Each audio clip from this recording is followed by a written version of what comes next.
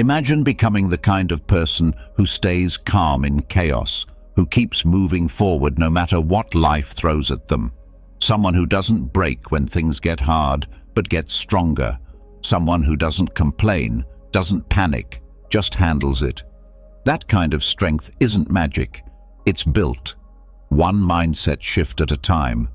But let's be honest. How often do you let small problems ruin your day? How often do you react instead of respond, worry instead of act, get frustrated instead of focused? Most people go through life like leaves in the wind, blown around by emotions, by what others say, by things they can't control. But you're not here to be like most people. You're here to become stronger than them, not out of ego, but out of principle. Today, you're going to discover 50 Stoic lessons that will make you mentally stronger than 99% of people. These aren't just old quotes from dead philosophers. They are tools, powerful, timeless tools, to help you take back control of your mind and your life. So get ready, because after this video, the way you see the world and yourself will never be the same again. Before we begin, I want you to make a commitment to yourself. Write in the comments, "I choose strength." This isn't just a phrase, it's a decision, a signal to your mind that from this moment forward, you're not here to be average, you're here to rise, you're here to lead. So write it down now, and let's begin. Number 1, don't outsource your peace. Your peace is yours. Don't hand it over to other people. Don't let someone's words, opinions, or behavior decide how you feel inside. That's not strength. That's slavery. You weren't born to be ruled by noise, by moods, or by other people's storms. You were born to lead yourself. Every time you say, "They made me angry," or "That ruined my day," you're giving away power that was never theirs to take. No one controls your mind unless you allow it. No event has the power to disturb you unless you let it in. Think about this. Would you leave the front door of your house open for anyone to walk in and make a mess? Then why do you do it with your mind? Why do you let every comment, every piece of bad news, every careless action from others walk in and destroy your inner calm? The Stoics knew this well. Epictetus said, "It's not things that upset us, but our judgment about things." That means your peace doesn't depend on what happens. It depends on how you choose to see it. And that's the key word, choose. You can choose to respond instead of react. You can choose to stay centered when others are losing their heads. You can choose to say, "This does not control me." Even if the world outside is loud, you can stay quiet inside. But this takes practice. Start small. The next time someone cuts you off in traffic, don't let it shake you. The next time someone speaks with disrespect, don't let their weakness pull you down. The next time plans change or things go wrong, remind yourself, "I am still in control of how I respond." Make your peace your responsibility, not the world's, not your partner's, not the internet's, yours. Because the truth is, the moment you stop outsourcing your peace, you start building unshakable strength. Absolutely. Here's a refined and expanded 500-word version of number 2.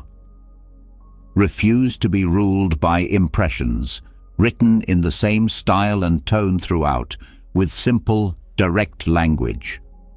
Number 2, refuse to be ruled by impressions. Every day your mind is flooded with thoughts, reactions, opinions, and assumptions. They come fast. They come without warning. You see something, you hear something, you feel something, and before you know it, your mind has already decided what it all means. That's the danger of impressions, the first thoughts that enter your mind without being questioned. They feel real. They feel true. But most of the time, they're not. Most of the time, they are emotional, not logical. They are fast, not thoughtful. And if you don't stop to examine them, they will control you. Someone ignores your message. You assume they're mad at you. A friend gets good news. You feel jealous instead of happy. You mess up once, and you tell yourself you're a failure. These are all impressions. They are quick, they are loud, and they lie. The Stoics warned us, never trust the first reaction. Marcus Aurelius, the philosopher-emperor, wrote, "Don't let your mind be hijacked by the first impression." Why? Because the first thought is often a trap. It is filled with emotion. It pushes you to act without thinking, and it almost always takes you away from peace. But here's the good news. You are not your first thought. You are the one who sees it. You are the one who decides what to do with it. This is your power, to pause. When a thought comes, pause. When an emotion rises, pause. When something feels urgent, pause. That pause is everything. It's the space where self-control lives. It's the space where wisdom begins. Ask yourself, is this thought true? Do I have proof? Is this helping me or hurting me? Am I seeing clearly or through emotion? Don't just follow the impression, challenge it. That's what makes you strong. Most people live on autopilot. They believe every thought that enters their mind. They react to every feeling. They follow every story their brain tells them, without stopping to ask if any of it is real. But not you. You're learning to lead your mind, not be led by it. You're learning to question first thoughts, not obey them. And yes, it takes practice. It takes discipline. It takes awareness. But each time you pause and look deeper, you're training your mind to be calmer, clearer, stronger. Remember this, impressions are like shadows. They look like something solid, but if you walk up to them, you'll see there's nothing there. Don't fight shadows. Don't chase them. Just turn on the light of reason. You are not here to be ruled by every thought. You are here to rule over your mind with clarity and strength. So next time your emotions rise or your thoughts race, don't follow. Don't react. Pause, breathe, think. Refuse to be ruled by impressions. That's how you stay free. That's how you stay strong.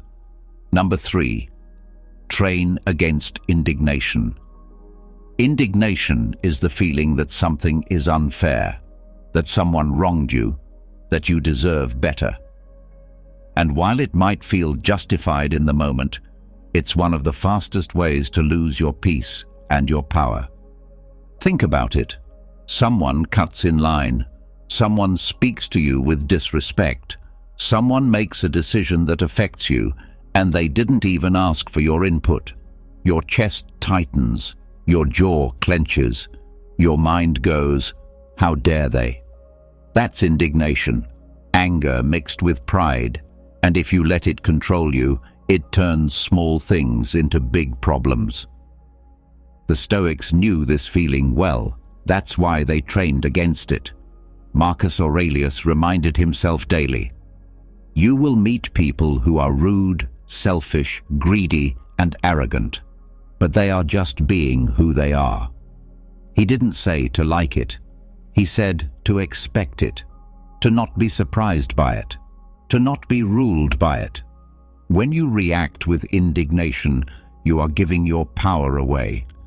You're letting someone else's behavior decide how you feel. You're turning into the very thing that upsets you. Harsh words, raised voices, tight fists. None of that is strength.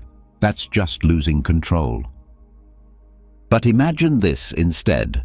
Someone disrespects you and you stay calm. Someone tries to provoke you and you don't bite. Someone acts unfairly and you still choose dignity. That's real power. That's the kind of strength that can't be shaken. And no, it's not weakness to stay calm. It's wisdom. Anyone can explode, anyone can shout and complain, but to hold your ground with composure, to look at a situation clearly and respond instead of react, that takes training. So, start now. The next time something bothers you, don't act immediately. Pause. Ask yourself, is this worth my peace? Will anger make this better or worse? Am I reacting out of ego or out of principle? Most of the time you'll see, it's not worth it. Training against indignation doesn't mean becoming passive. It means becoming wise. It means choosing your battles, protecting your energy, and leading with self-control, not emotion. Remember, your strength is not shown by how loudly you shout, but by how quietly you stand. Don't let anger make you small. Train against indignation. Choose calm. Choose strength. Choose clarity. Number 4, be indifferent to your reputation's accuracy. People will talk. They always do. Some will praise you. Some will judge you. Some will misunderstand you completely. You can live the most honest, disciplined, well-intentioned life and still be seen the wrong way. That's reality.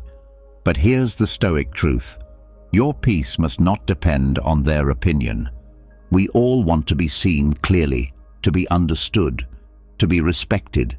That's normal. But the moment you start obsessing over your reputation, over how accurate it is, over what others think of you, you hand over your inner peace. And for what? Approval? Validation? Applause that lasts for 5 seconds? Marcus Aurelius wrote, "Ambition means tying your well-being to what other people say. Sanity means tying it to your own actions." In other words, your focus should be on what you do, not what they think. Reputation is outside your control. Effort, discipline, virtue, those are yours. Let's be clear. It's not about ignoring feedback or being arrogant. It's about not being enslaved by other people's opinions, even when those opinions are unfair, even when they're wrong. Ask yourself, if someone lies about you, are you less honest? If someone doubts you, are you less capable? If someone doesn't see your value, did your value vanish? No. Truth does not depend on who sees it. It stands on its own. That's why the Stoics trained themselves to be indifferent to reputation, not because it doesn't hurt, but because they understood that reputation is external. And a Stoic guards their peace by focusing only on what is internal, their values, their decisions, their principles. So don't waste energy trying to control every story people tell about you. Let them say what they want. Let them assume what they will. As long as you know who you are, what you stand for, and how you act, you are free. Remember, lions don't lose sleep over the opinions of sheep. You were not born to chase approval. You were born to live with honor. Be indifferent to your reputation's accuracy. Live well. Walk straight. Let your actions speak. Number 5. Practice pre-shaming.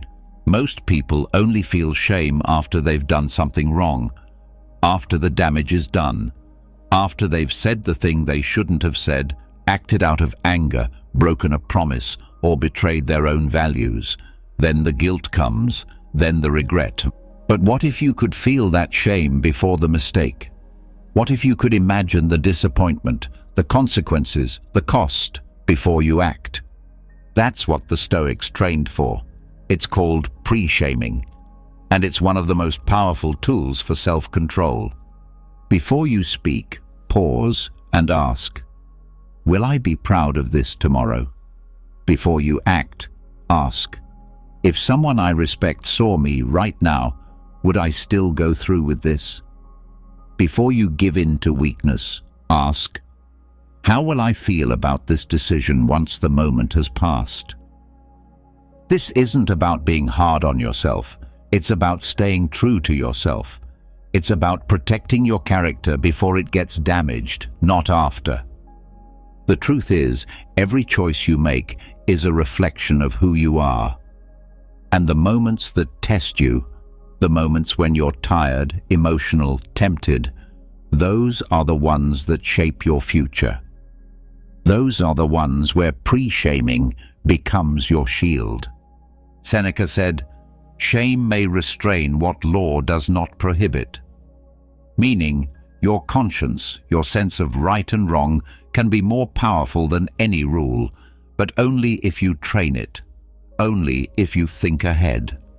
So start imagining the consequences. Picture the feeling of regret. Picture the version of you who looks back and says, "I shouldn't have done that." Now use that image before you act, not after. This is how strong people live. They don't wait for pain to teach them. They think ahead. They hold themselves accountable. They act with discipline, not impulse. Next time you're tempted, next time the easy path looks attractive, pause and feel that future shame now. Let it guide you. Let it remind you you're better than a moment of weakness. Practice pre-shaming. Stay ahead of regret. Protect your future with the strength of your present. Number 6. Silence is the gym of control. Control is not built when you speak. It's built when you don't. When your mouth wants to fire back, when your ego wants to prove a point, when your emotions are begging to be released, that's when silence becomes your training ground. That's where you build strength that most people never even try to develop. We live in a world where everyone wants to speak first, shout the loudest, post the fastest, but true power, it belongs to the one who can hold their tongue, the one who doesn't need to explain, defend, or react, the one who can sit in discomfort and not flinch. Think about the last time you said something you later regretted. Did it come from calm? No. It came from impulse. It came from the urge to be right, to be seen, to be heard. But you already know this. Words said in heat burn bridges, and they burn you too.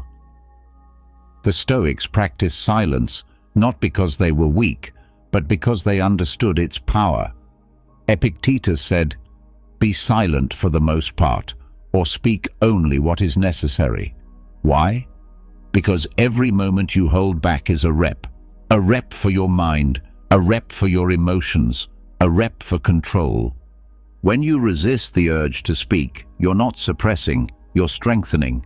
You're learning to observe instead of react. You're creating space between stimulus and response. And in that space, you grow. Try it today. When someone annoys you, stay silent. When someone disrespects you, observe, don't react. When you feel triggered, breathe, don't explain. Every time you choose silence over reaction, you're lifting a heavier weight than most people can carry. Silence doesn't mean weakness. It means discipline. It means you don't need to prove anything. You're anchored. You're steady. You're in charge of yourself. Because if you can master silence, you can master your emotions. And if you can master your emotions, there's nothing outside you that can truly control you. So train there. In the silence. That's where self-mastery begins.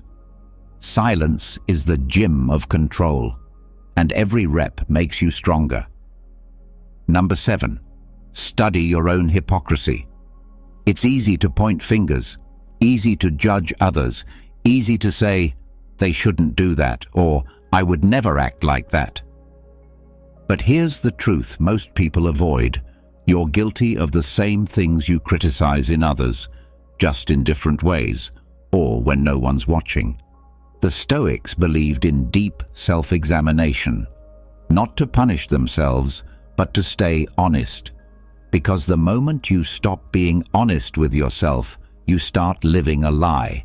And that lie grows, quietly, slowly, until you become blind to your own flaws.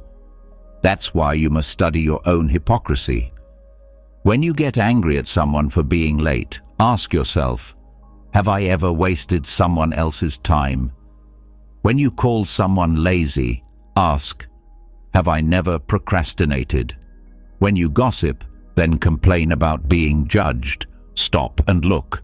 This is not weakness, this is courage. It takes strength to turn the mirror on yourself. Seneca wrote, "Let us look at our own faults, and not just at the faults of others." Why? Because self-awareness leads to growth, and growth leads to peace. But here's the catch. Most people would rather defend their flaws than fix them. They'd rather pretend to be consistent than admit when they're not. That's ego, that's pride, and that's what keeps people stuck. You can't fix what you won't face. You can't grow if you pretend you're already perfect. So start keeping score, not of others, but of yourself. At the end of the day, ask, what did I criticize today that I also did? Did I expect something from others that I didn't live up to myself? Am I who I say I am, or just pretending? These questions will sting, but they'll also set you free, because when you start studying your own hypocrisy, something shifts. You become more humble, more patient, less judgmental. You stop wasting time criticizing others and start using that energy to improve yourself. And that's what Stoicism is really about, not just appearing virtuous, but being virtuous, quietly, consistently, even when no one's looking. Study your own hypocrisy. Don't fear what you find. Use it to sharpen your character. That's how you stop being part of the problem and start becoming the example. Number 8. Master strategic detachment. You don't have to react to everything. You don't have to carry every problem. You don't have to fix what's not yours to fix. This is where strategic detachment comes in. Not coldness, not apathy, but strength. The strength to take a step back and see clearly. There's a difference between caring and clinging. There's a difference between being present and being consumed. The Stoics understood this. That's why they practiced detachment, not to escape life, but to engage with it wisely. Marcus Aurelius dealt with war, betrayal, disease, and death. But still, he wrote, "You have power over your mind, not outside events. Realize this, and you will find strength." He didn't say, ignore reality. He said, don't be ruled by it. That's detachment. That's strategy. Strategic detachment means stepping back from the storm so you can think clearly. It means protecting your emotions so you can lead with reason. It means understanding that if you get pulled into everything, you lose the ability to change anything. When a situation becomes heated, detach. When someone tries to trigger you, detach. When the world feels overwhelming, detach. Not by running away, not by giving up, but by taking a breath and saying, I will not be controlled by this. I will respond with clarity, not chaos. Detachment is not indifference. It's choosing not to let emotions hijack your actions. It's being involved, but not entangled. It's seeing clearly, not through the fog of impulse. You don't owe the world your stress. You don't have to pick up every emotional weight that's thrown at you. Strategic detachment allows you to help without drowning, to care without collapsing, to act without overreacting. It's not about building walls, it's about building perspective. Step back, breathe, observe, choose wisely. Master strategic detachment, because you can't control everything, but you can control how close you let it get. Number 9. Reject nostalgia. The past can be a a soft golden prison made of memories, what-ifs and stories that are no longer true. You think about how things used to be, and it comforts you, or it hurts you. Either way, it pulls you out of the present. And the present is the only place you can actually live, act, and change. Nostalgia feels innocent, but it's dangerous.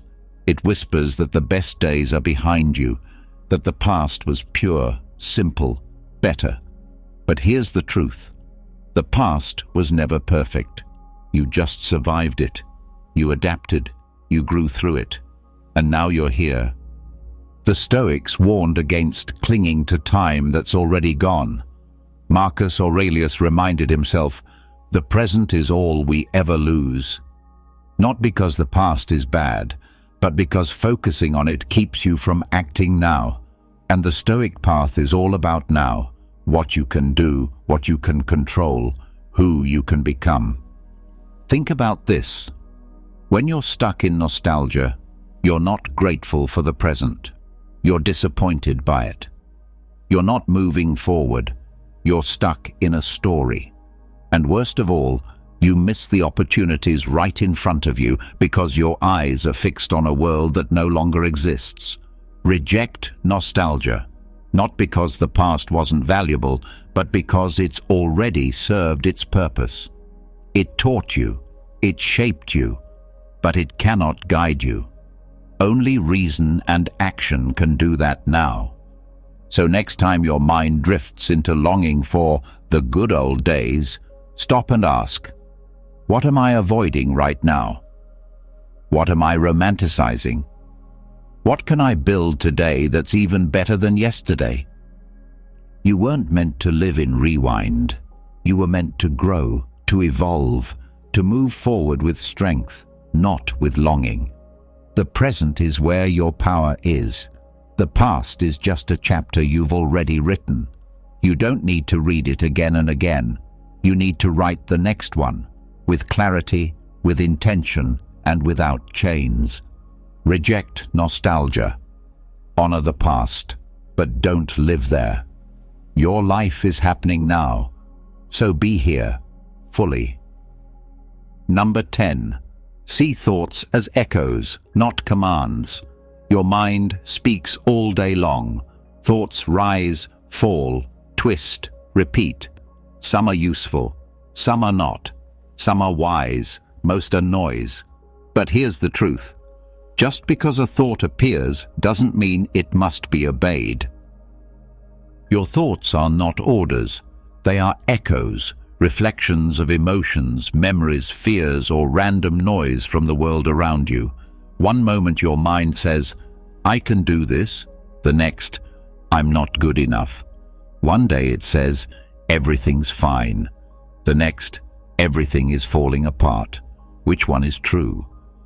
The Stoics taught us, the wise person doesn't follow every thought. They examine it. When a thought shows up, don't salute it like a soldier receiving orders. Observe it like a guard at the gate. Ask, where did this come from? Does it help me? Does it hurt me?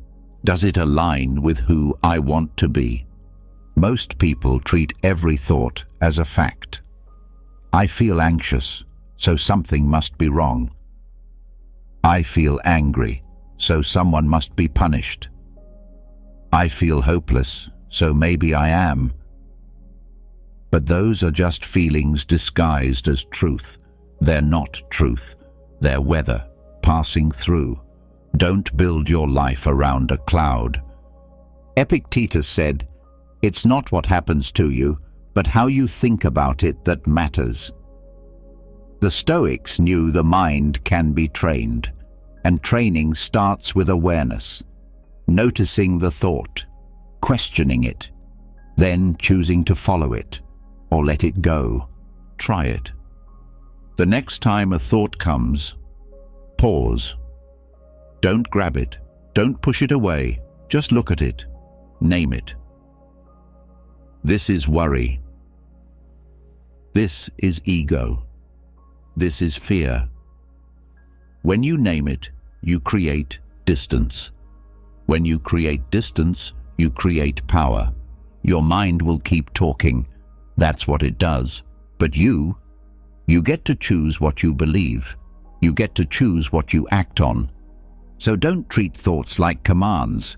Treat them like echoes. Some you'll keep, most you'll let fade.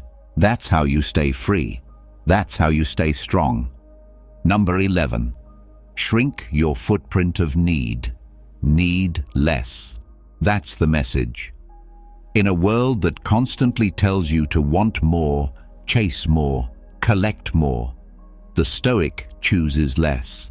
Not because they can't have more, but because they know freedom lives in simplicity. Every extra thing you need becomes a chain. Every craving becomes a weakness. Every desire becomes a distraction from what truly matters. The more you need to feel okay, the more you give the world power over your peace. Seneca said, "Being poor is not having too little, it is wanting more." And he was right. Some people have everything, yet feel empty.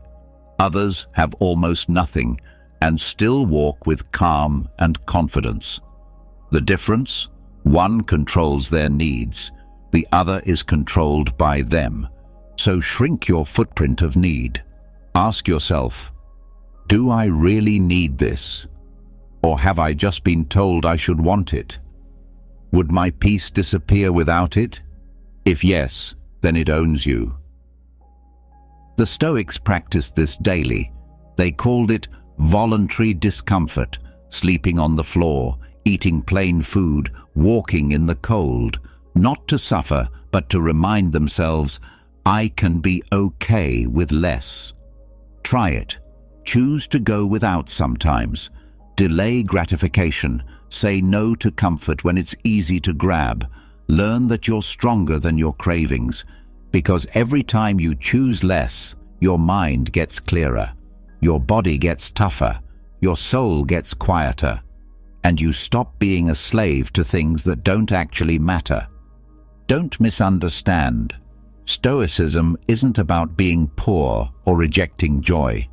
It's about not needing excess to feel whole. It's about being complete within yourself. Most people build their lives around stuff, status, luxury, attention. But what happens when those things are gone? Who are you without them?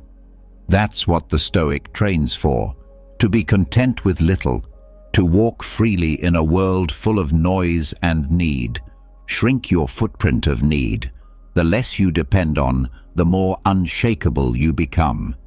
And that's real power. Number 12. Delay praise as a discipline. You did something well. You finished the task. You stayed calm under pressure. You showed up with discipline. Naturally, a part of you wants to be seen, to be told, "Good job," to hear applause. That's normal. But here's the danger.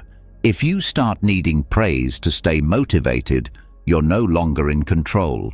Your motivation belongs to other people. The Stoics didn't chase applause. They chased virtue. They did what was right because it was right, not because someone clapped for them. Epictetus said, "If you want to improve, be content to be thought foolish and stupid." That's not about self-hate. It's about being strong enough to keep going even when no one notices. Praise feels good, but it's addictive. Once you get used to it, you start performing for approval instead of principle. You start asking, did they like it? Instead of, was it good? Was it right? And when the applause doesn't come, you hesitate, you slow down, or worse, you quit. But strength is built in silence, in the hours when no one is watching, in the work done without credit, in the discipline that doesn't post itself online. So practice this. Do something good today and don't tell anyone. Help someone and keep it private. Make progress without posting proof. Then sit with it. Feel the urge to be praised and don't feed it. That's your training. That's discipline. You don't have to hate praise. You just don't have to rely on it. Let it come if it comes, but never let it be your reason. When you delay praise, you train yourself to act from character, not ego. You build an inner standard that doesn't rise and fall with likes, comments, or compliments. Let your reward be the growth itself. Let your victory be the fact that you showed up and did the work. Delay praise as a discipline, not because it's wrong to be recognized, but because it's stronger not to need it. Number 13. Let go of the last word reflex. You don't always have to respond. You don't always have to correct. You don't need to win every argument, prove every point, or have the final say. That need, the craving to speak last, is not strength. It's ego. And ego is always loud, always defensive, always fragile. Let's be honest. How many times have you wasted your energy trying to win a conversation that didn't matter? How many times have you typed that message, sent that reply, made that sarcastic remark just to feel like you won? And then what? Did it bring peace or just more tension? The Stoics knew better. Epictetus said, "It is better to remain silent and be thought a fool than to speak and remove all doubt." Not because silence makes you weak, but because silence means you've chosen self-control over ego. The reflex to have the last word is driven by pride. It says, I need to be right, I need to be heard, I need to make sure they know. But Stoicism teaches the opposite. Let your actions speak. Let your peace speak. Let your restraint speak. You don't need to clap back. You don't need to explain yourself to everyone. Some people don't want clarity. They want control. Some people aren't listening. They're waiting for their turn to talk. Don't play their game. Instead, train yourself to pause. When someone insults you, stay calm. When someone misunderstands you, stay grounded. When someone twists your words, stay focused. Ask yourself, is this worth my energy? Does silence protect my peace better than words right now? Am I trying to be helpful or just trying to be right? Letting go of the last word doesn't mean you're weak. It means you're wise enough to know that truth doesn't need to shout, that dignity doesn't argue, that real strength is calm, not loud. So next time the urge rises, the itch to reply, correct, or clap back, pause, breathe, let it pass, let them talk, let go of the last word reflex. Choose stillness over noise. That's how you rise above. That's how you lead. Number 14. Refuse unearned opinions. Everybody has an opinion. Most give it freely, loudly, without being asked. But here's the truth. Not every opinion deserves your attention. Not every voice should enter your mind. And not every critic has earned the right to speak into your life. The Stoics understood this. Epictetus said, "If someone tried to hand you a rotten fish, would you take it? Then why do you accept worthless opinions, judgments from people who don't know your path, don't share your values, and wouldn't carry the weight you carry? You must learn to separate noise from wisdom. If someone hasn't done the work, their opinion on your effort means nothing. If someone wouldn't trade places with you, if they wouldn't live with your choices, your pressure, your mission, why let their words shape your path? Look around. Most people are quick to speak and slow to understand. They judge from the outside. They speak from insecurity, not insight. They don't see the late nights, the quiet discipline, the inner battles. All they see is a moment, and they think they know the whole story. Don't argue. Don't defend. Just remember, they didn't earn the right to shape you. Now, this isn't about arrogance. It's not about rejecting all feedback. It's about having a filter, a strong one. If the person giving advice lives by the same values, if they've walked the road you're walking, if they speak with humility and care, listen. But if they haven't earned it, let it go. Practice this. When you hear criticism, don't react. Pause. Ask, does this person live with discipline? Do they speak from experience? Do they actually care if I grow? If the answer is no, move on. Fast. You're not here to live according to untested opinions. You're here to live by tested principles, by truth, by strength. So let the world talk. Let them assume. Let them judge from a distance. You know who you are. You know what you're building. Refuse unearned opinions and protect your mind like it's sacred, because it is. Number 15. Fast from outrage. Outrage is addictive. It feels powerful in the moment, like fire in your chest, like something righteous, something bold. But most of the time it's just noise, loud, emotional, uncontrolled noise. And the more you feed it, the weaker you become. Today, people wake up looking for something to be mad about. A tweet, a headline, a comment, a mistake. It doesn't matter how small. If it gives them a reason to explode, they take it. And it drains them. Hour by hour, day by day, they burn themselves out over things they cannot control. The Stoic doesn't live that way. The Stoic fasts from outrage. Marcus Aurelius wrote, "How much more harmful are the consequences of anger than the things that caused it?" He knew outrage doesn't solve the problem. It only adds to it. It clouds the mind. It steals your reason. It turns you into what you claim to oppose. So try this. Go a full day without outrage. No matter what happens, don't take the bait. Someone cuts you off, let it go. Someone says something offensive, don't react. The news shows something that stirs your anger. Pause and observe. Don't feed it. You'll feel the pull, the heat, the desire to react. But in that moment, you have a choice. React like everyone else, or rise above it. And when you feel that urge, ask yourself, is this helping me? Is this making me wiser or just louder? Would the person I want to become get pulled into this? Outrage wants attention. It wants to control your mood. Don't give it what it wants. This is not about being passive. It's about being powerful enough to stay calm, controlled, focused. While others lose themselves in emotion, you stay rooted in reason. Fasting from outrage is a discipline. Like any fast, it's uncomfortable at first, but over time, you become clearer, lighter, stronger.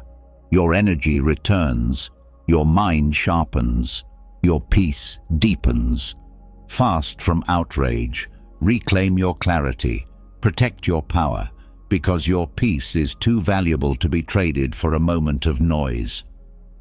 Number 16. Decelerate your ambitions. Ambition is powerful. It drives you to grow, to improve, to achieve. But unchecked ambition is a trap. It makes you restless. It blinds you. It pushes you to chase more, faster, harder, without stopping to ask why. That's why you must learn to decelerate your ambitions. Not stop them, not kill them. Just slow them down, on purpose. That's the discipline. In today's world, everyone is sprinting. Bigger goals, more wins, faster timelines. It looks like progress, but often it's panic in disguise. The Stoics warned against this. Seneca wrote, "He who is everywhere is nowhere." When you rush through life chasing a dozen goals, you lose depth, you lose presence, you lose peace. Ask yourself, what's the point of reaching the finish line if you're burned out, bitter and blind to the life you raced past? Decelerating your ambitions doesn't mean losing hunger. It means regaining control. It means choosing depth over speed, quality over noise, direction over motion. You don't have to say yes to every opportunity. You don't have to constantly prove yourself. You don't have to beat the clock. Growth that is rushed is often growth that cracks. You build stronger when you build slowly, intentionally, with awareness. Take a breath. Look around. Ask yourself, is this goal mine or just something I picked up from comparison? Am I moving toward meaning or just moving to keep up? Is faster actually better or just louder? The Stoic life is not a race. It's a walk with purpose. You move forward, but you stay grounded. You climb, but not in panic. You grow, but with peace in your chest. And here's the paradox. When you slow down your ambitions, you make them stronger. You see them clearly. You pursue them with wisdom, not desperation. You stay in control. So don't let the world rush you. Don't let ambition turn you into a machine. Decelerate. Breathe. Choose direction, not just acceleration. Because steady effort over time will always outlast frantic chasing. Decelerate your ambitions. That's not weakness, it's mastery. Number 17. Reject prestige addiction. Prestige feels good. It feeds your ego. It gets you applause, praise, admiration. But like any drug, the more you get, the more you want. And soon you're not doing things because they're right. You're doing them to be seen. That's the danger. Prestige addiction makes you forget your values. It makes you choose appearance over substance. You start chasing titles, recognition, popularity. You start asking, will they notice? Instead of, is this meaningful? The Stoics warned against this. Marcus Aurelius, an emperor, reminded himself daily not to let praise corrupt him. Do not waste what remains of your life in speculating about others. It hinders your purpose. He knew that fame fades, status fades, but character, that stays. Prestige addiction is subtle. You might think you're being ambitious, driven, focused. But if your happiness depends on being admired, you've already lost control. Because the moment people stop clapping, you stop moving. The moment you're not noticed, you feel like you've failed. But you don't exist to be liked. You exist to do what's right. So how do you break free? Start by doing things that no one sees. Acts of discipline, service, patience, done in silence. Build in the dark. Train when no one is watching. Make decisions based on values, not attention. And remind yourself, the work matters more than the credit. Ask yourself, would I still do this if no one ever knew? Would I still act this way if there was no reward? Am I building a life or just an image? That's the test, and that's the path to strength. Remember, prestige is given, but integrity is chosen. One fades, the other lasts. Reject prestige addiction. Do good quietly. Be excellent when no one's watching. Because your worth isn't measured by how many people admire you. It's measured by how few people you need to. Number 18. Practice vanishing without anxiety. You don't always have to show up. You don't always have to explain. You don't always have to be visible, active, present in every space, every conversation, every scroll, every update. There is quiet strength in disappearing, without guilt, without fear, without anxiety. But let's be honest, most people panic when they feel unseen. They fear being forgotten. They worry that stepping back means falling behind, so they stay plugged in, constantly present, always performing, always proving. The Stoics lived differently. They didn't chase attention. They didn't fear silence. Marcus Aurelius ruled an empire, yet he reminded himself, retreat into yourself. He knew solitude is not loneliness. It's clarity, it's power, it's where you meet your mind again. To vanish on purpose is to reset, to return to stillness, to watch without being pulled in, to rebuild your focus, your energy, your discipline. Not every moment is meant to be shared. Not every feeling needs a reaction. Not every phase of growth happens in public. Disappearing is not a weakness, it's a choice. It's saying, I don't owe the world constant access to me. I don't need to explain my silence. I can take time to sharpen in the shadows. And yes, at first, it's uncomfortable. The urge to check in, to post, to respond. It lingers. You feel like you're missing something. But sit with that discomfort. Let it pass. Let your presence be intentional, not reactive, not desperate, not automatic. Practice this. Vanish for a while. Not forever. Just long enough to breathe, to think, to observe. Step away from the noise. Let people wonder. Let the world move on without you. And watch how calm you become. You'll realize something powerful. You were never lost. You were just too surrounded to see clearly. When you come back, you'll return with more focus, more strength, and more peace. Because you didn't disappear out of fear. You did it with discipline. Practice vanishing without anxiety. Not to escape life, but to return to it stronger. Number 19. Be your own censor. You don't need someone watching over your shoulder. You don't need a crowd to keep you accountable. You don't need rules posted on the wall. If you want to live with strength, with discipline, with honor, you need to become your own censor.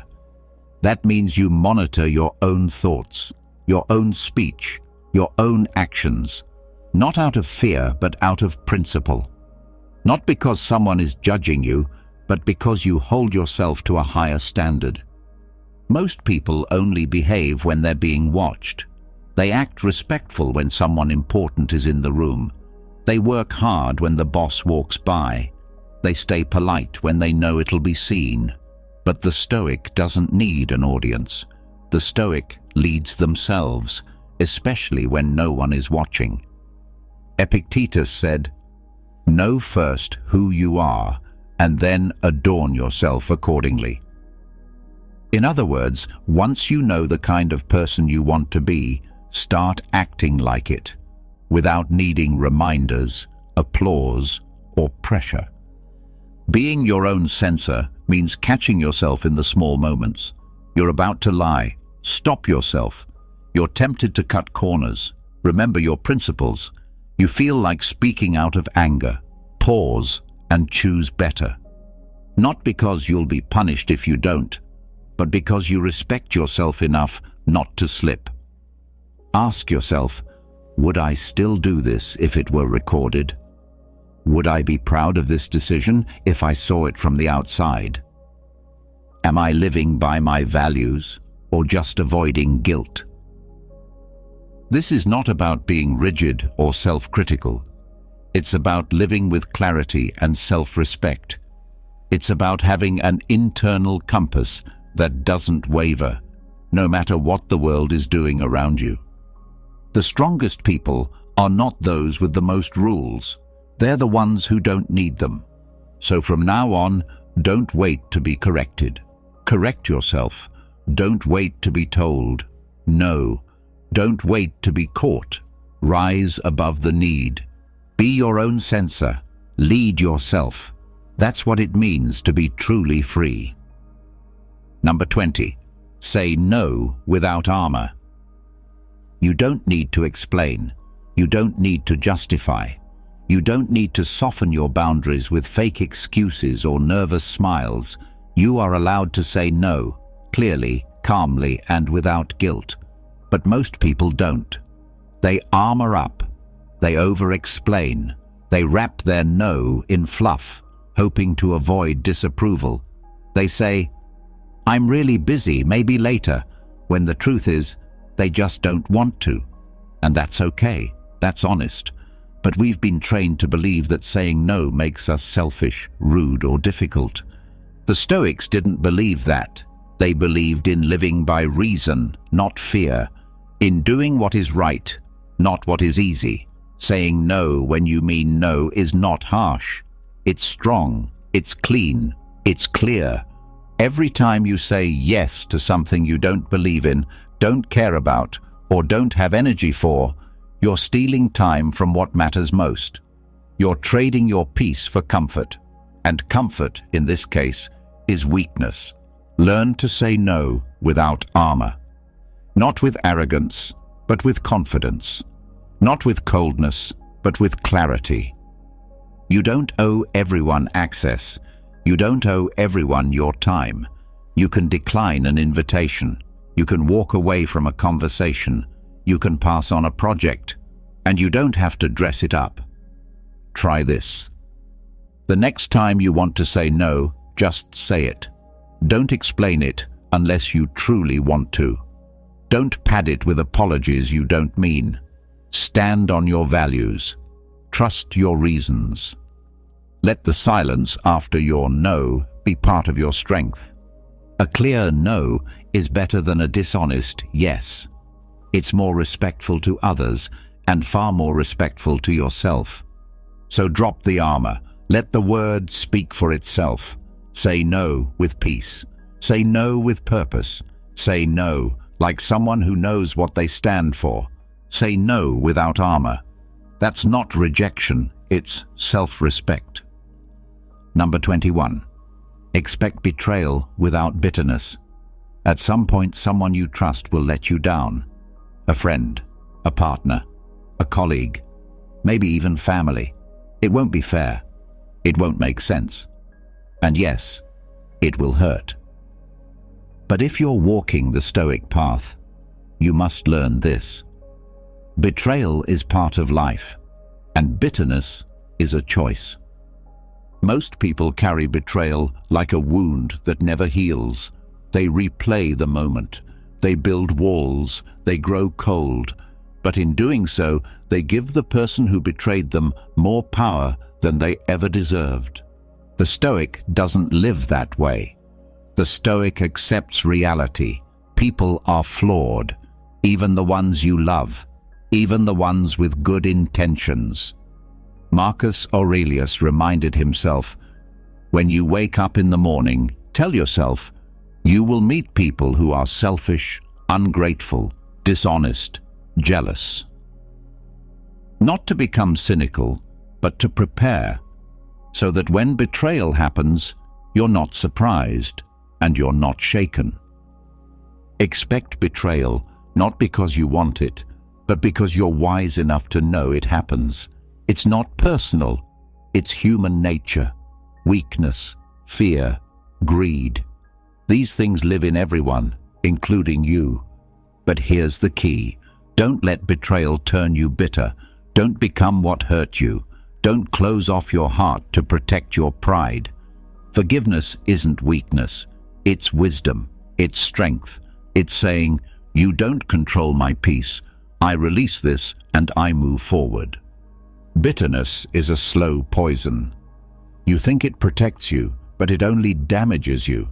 It keeps you locked in a story that's already over. The Stoic doesn't cling to stories. They cling to reality. And the reality is this: betrayal happens. People fail. You learn. You adapt. You keep your peace. So next time someone breaks your trust, feel the pain, but don't stay there. Reflect, but don't ruminate. Expect it, but don't fear it. Ask yourself, what can I learn from this? How can I protect my peace going forward? Who do I want to be, even when others fail me? Expect betrayal without bitterness. Let it sharpen your judgment, not harden your heart. That's how you stay open, without being naive. That's how you stay strong, without growing cold. Number 22. Rehearse others' errors. People will disappoint you. They will lie. They will be careless. They will forget, ignore, betray, overreact, and underdeliver. That's life. That's humanity. And if you expect perfection, you will break. But if you rehearse their errors, prepare for them ahead of time, you stay strong, calm, and unshaken. The Stoics had a name for this: premeditatio malorum, the premeditation of evils. Marcus Aurelius began each day by imagining the rudeness, the selfishness, the ignorance he would face, not to become bitter, but to build mental armor, to walk into the world ready, not reactive. You don't rehearse others' errors to judge them. You do it to stop being surprised. You know someone will speak out of turn. Someone will cut you off. Someone will take credit for your work. Someone won't text back. Someone will act from ego instead of understanding. So why be shocked when it happens? Rehearsing it doesn't mean you expect the worst from everyone. It means you are choosing wisdom over fantasy. It means you're preparing your mind the same way a soldier trains for battle, before the battle begins. Here's how to practice it. Each morning, take 1 quiet minute. Say to yourself, today I will face rudeness. I will face carelessness. I may be let down. Then say, and when it happens, I will remain calm. I will not take it personally. I will respond with reason. That one mental rehearsal can change your entire day, because now when someone slips, you won't take it as a personal attack. You'll take it as expected. When someone falls short, you won't explode. You'll exhale. You've already seen it in your mind. This isn't about becoming numb. It's about becoming steady. The truth is, people will make mistakes, but their mistakes don't have to become your emotional burden. Rehearse others' errors, not to build walls, but to build strength, not to expect failure, but to remain unshaken when it comes. That's Stoicism. That's power. That's peace. Number 23. Detach from being understood. You won't always be understood.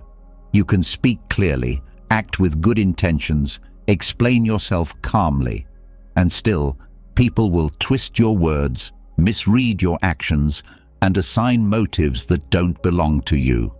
That's life. And if you're not careful, the need to be understood will become a prison. Here's the truth. You don't control how others see you. You only control what you do, how you think, and the values you live by.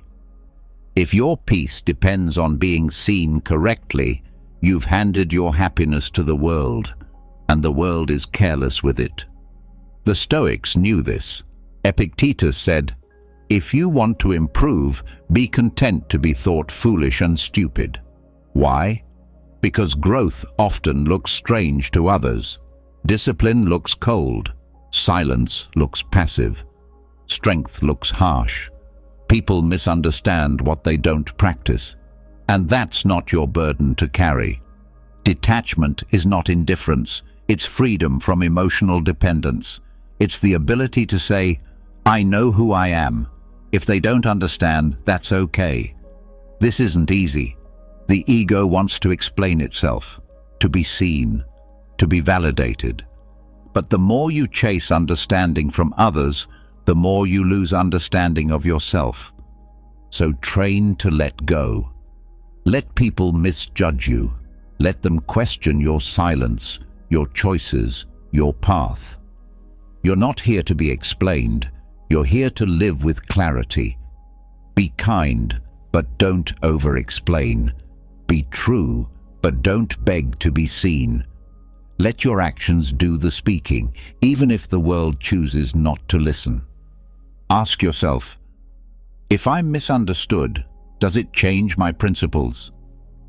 Am I living for truth or for approval? Is peace worth more than being right in someone else's eyes?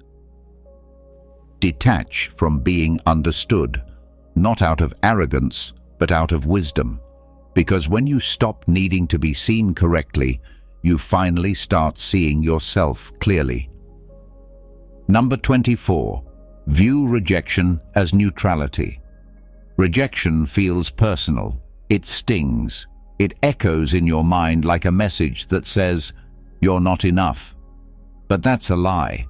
The truth is, rejection isn't a weapon, it's a signal. And most of the time it has nothing to do with your worth. The Stoics taught us to see things as they are, not as we feel they are. So here's how to see rejection the Stoic way. As neutral. Not good, not bad, just information. Just one path closed so another can open. You didn't get the job? That's a fact, not an insult. Someone didn't choose you. That's a decision, not a judgment. A door shut in your face. That's direction, not disgrace. When you take rejection personally, you give it power. You let it define you. But when you see it with clarity, you realize it's just life moving, shifting, guiding, not punishing you, positioning you. Marcus Aurelius said, "Choose not to be harmed, and you won't feel harmed." The same applies to rejection. If you don't see it as failure, it won't be failure. If you don't take it as shame, it won't be shame. It's your interpretation that shapes your experience, not the event itself. Next time you're rejected, pause. Don't react. Don't spiral. Just ask, is this really an attack, or is it just a redirection? Am I actually hurt, or am I just surprised that things didn't go my way? Is this rejection saying I'm unworthy, or just saying, not this, not now? Most rejection isn't personal. It's timing, it's fit, it's chance. And even when it is personal, it still doesn't define you. It just reveals who or what isn't aligned with your path. You don't have to fight rejection. You just have to stop clinging to it. Let it pass through you like wind. Let it move you without breaking you. So don't fear it. Don't resent it. Don't carry it. View rejection as neutrality. Not an enemy, not a failure, just a message. And sometimes that message is simply, keep going. Number 25. Let others win in perception. Let them think they're ahead. Let them believe they've won. Let them walk away with the final word, the louder voice, the applause, the spotlight. If it brings them peace, let them have it. Because the Stoic doesn't play for appearances. The Stoic plays for truth, for substance, for inner stillness. We live in a world obsessed with how things look. People build their entire identities around image. They want to be seen as successful, as powerful, as right, even when they're not. And that's fine. Let them play that game. But don't get pulled into it. You have nothing to prove. Your value is not up for debate. If someone misunderstands you, twists your words, downplays your efforts, let them win in their own mind. That's their reward. Yours is peace. Seneca said, "It is the power of a great mind to be unmoved by praise or blame," meaning, whether they clap or criticize, you remain steady. Whether they think you're the hero or the fool, you remain rooted. That's strength, not the need to be right, but the strength to walk away when being right no longer matters. Ask yourself, do I need to be seen winning, or do I need to live well? Am I trying to look strong or be strong? Is my pride louder than my principles? The ego screams, "They can't think that about me." But wisdom whispers, "Let them. You know who you are." This doesn't mean you let people walk over you. It means you choose your battles. You stop fighting for appearances. You stop spending energy trying to control how others see you. Instead, you control how you show up, calm, clear, unbothered. So when someone plays the game of perception, smiling louder, speaking faster, performing confidence, step back. Let them have it. Let others win in perception. You win in peace. You win in truth. And that's a prize few people ever earn. Number 26. Train in invisible service. Do good and don't announce it. Help others and tell no one. Serve quietly without expecting thanks, praise, or recognition, because the highest kind of strength is the kind that doesn't seek attention. It just acts, silently, consistently, out of principle. We're taught to showcase everything, every kind gesture, every charitable act, every moment of discipline. But the Stoic sees through this. The Stoic knows, if you only serve to be seen, you're not serving, you're performing. True service doesn't care who's watching. It isn't loud. It doesn't post about itself. It simply asks, what's the right thing to do? And then it does it. Marcus Aurelius was the most powerful man in Rome, yet he reminded himself, when you have done a good deed, do not seek applause. The deed is enough. Why? Because the goal of action is impact, not credit. The work matters more than the recognition.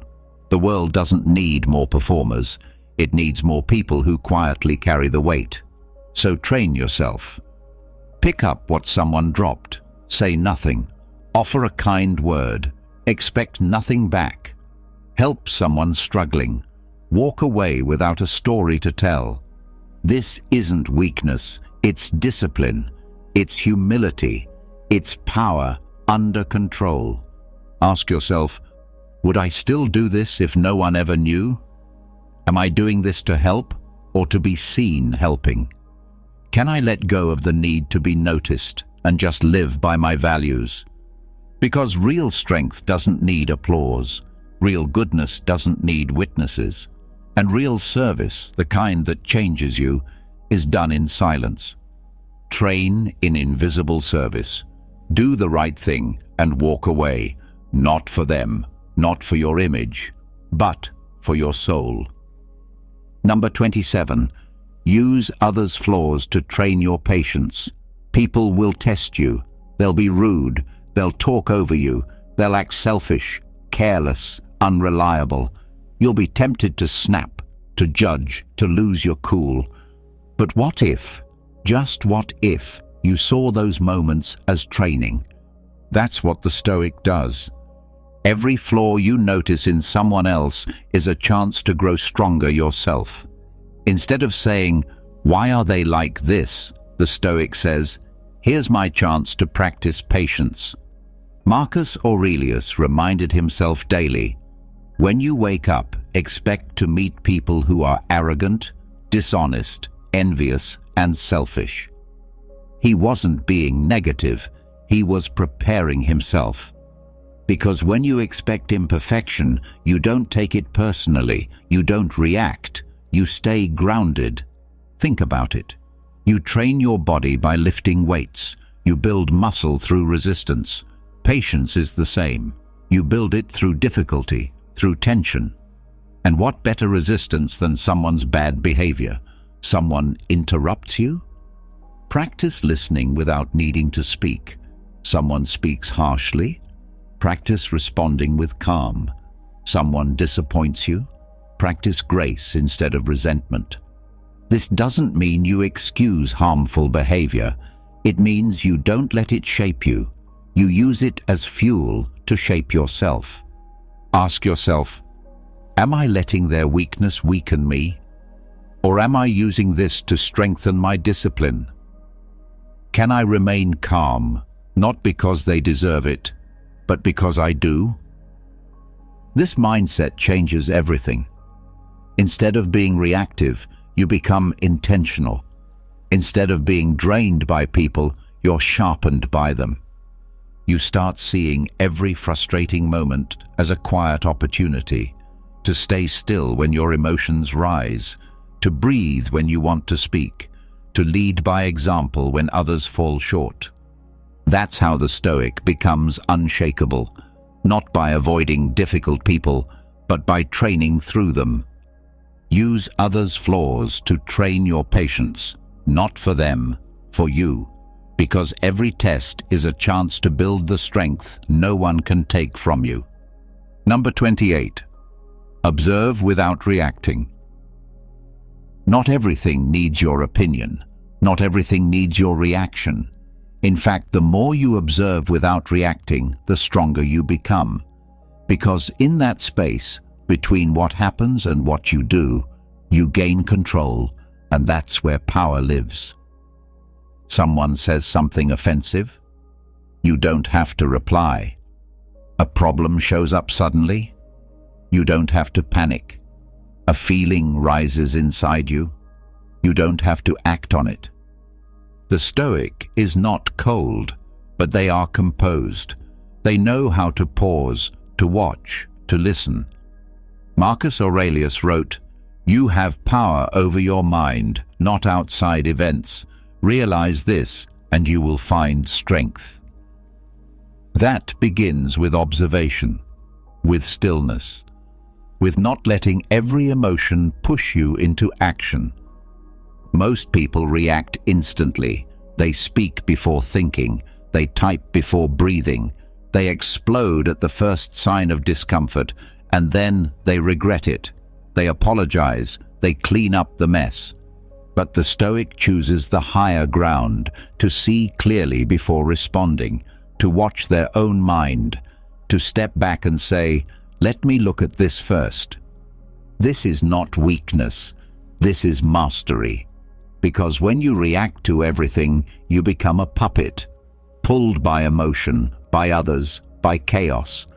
But when you observe without reacting, you become grounded, unshaken, clear. So start training it. When someone frustrates you, pause. When something surprises you, breathe. When a feeling rises, watch it. Don't judge it, just observe. Ask yourself, what's really happening here? Is this worth my energy? Am I responding with wisdom or just reacting out of habit? Silence is powerful. Stillness is strength. You don't have to fight every battle. You don't have to answer every insult. You don't have to move just because something stirs. Observe without reacting. Let the storm pass. Let the noise fade. And when you do act, do it with clarity, not impulse. That's how you lead yourself. That's how you lead others. Number 29. Watch your face. You speak even when you say nothing. Your face, your eyes, your mouth, your posture, it all reveals what's going on inside. Disapproval, frustration, arrogance, impatience. Even if your words are calm, your face might betray the truth. That's why the Stoic watches their face, not for vanity, but for discipline. They know that self-control isn't just in how you talk, it's in how you hold yourself when you're tested. Marcus Aurelius wrote, "Let the God within you rule a man who is of one mind, and who remains silent or speaks according to law, and who is content with whatever happens to him." In simple terms, your outward expression should reflect inner calm, not irritation, not superiority, not panic. When someone disagrees with you, do you smirk? When you're waiting impatiently, do your eyes roll? When you're under pressure, does your frustration leak through your expression? These moments may seem small, but they expose something bigger, a lack of control. Your face is a mirror. It shows whether your principles are steady or just words. So train it. When someone annoys you, practice softening your expression. When you feel judgment rise, keep your face still. When things don't go your way, let your eyes stay calm. This isn't about pretending, it's about alignment, about making sure your outside matches the discipline you're building inside. Ask yourself, what is my face saying right now? Would I be proud of this expression if someone I respect saw it? Am I reacting or responding with presence? Because every glance, every raised eyebrow, every sigh, they all tell a story.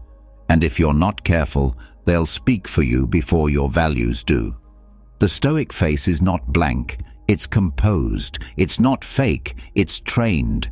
It doesn't hide emotion, it chooses when and how to express it. Watch your face. Let it show poise, not pride, peace, not ego. And in time, your presence alone will speak volumes without you saying a word. Number 30. Love others stoically. Love is not weakness. Real love, the kind the Stoics lived by, is strength under control. It's deep, loyal, steady, but never possessive, never desperate, never dependent. To love stoically is to care without clinging, to give without needing, and to stay grounded even when others change, leave, or disappoint. Most people love with expectation. They attach their happiness to how others behave. If the person loves them back, they're joyful. If not, they're broken. But this isn't love. It's attachment. It's a deal, and deals break. The Stoic doesn't love like that. The Stoic loves fully, with presence, with kindness, with truth, but also with understanding. People are temporary, flawed, and free. You cannot own them. You cannot control them, and trying to will only bring pain. Epictetus said, "When you kiss your child, say to yourself, 'Tomorrow they may die.' Not to be cold, but to love with full awareness of loss, to not take a single moment for granted, to hold people gently, not tightly."